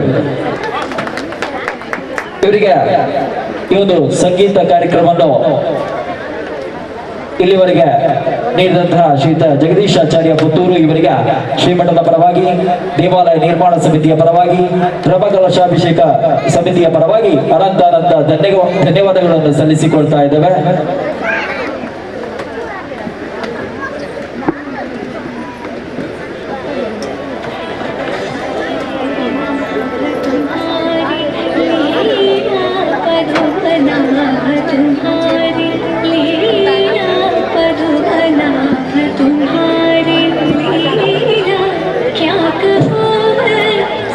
ಹಾಗೆಯೇ ಜಗದೀಶ್ ಆಚಾರ್ಯ ಮತ್ತು ಬಳಗದವರು ಈ ಒಂದು ಕಾರ್ಯಕ್ರಮವನ್ನು ಬಹಳಷ್ಟು ಸುಂದರವಾಗಿ ಪ್ರಸ್ತುತಪಡಿಸಿದರು.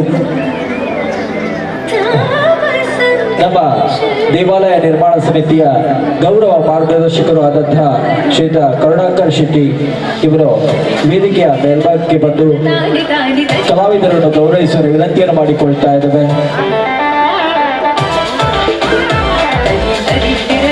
ದೇವಸ್ಥಾನ ನಿರ್ಮಾಣ ಸಮಿತಿಯ ಗೌರವ ಮಾರ್ಗದರ್ಶಕರು, ರಾಷ್ಟ್ರ ಪ್ರಶಸ್ತಿ ಪುರಸ್ಕೃತ ಮುಖ್ಯ ಶಿಕ್ಷಕರು ಆದಂತಹ ಕರುಣಾಕರ್ ಶೆಟ್ಟಿ ಕಚ್ಕೆ ಇವರು ವೇದಿಕೆಯ ಮೇಲೆ ಆಗಮಿಸಿ ಎಲ್ಲ ಕಲಾವಿದರನ್ನು ಶಾಲು ಹೊದಿಸುವುದರ ಮುಖಾಂತರವಾಗಿ ಗೌರವಿಸಬೇಕಾಗಿ ವಿನಂತಿಯನ್ನು ಮಾಡಿಕೊಳ್ತಾ ಇದ್ದೇವೆ.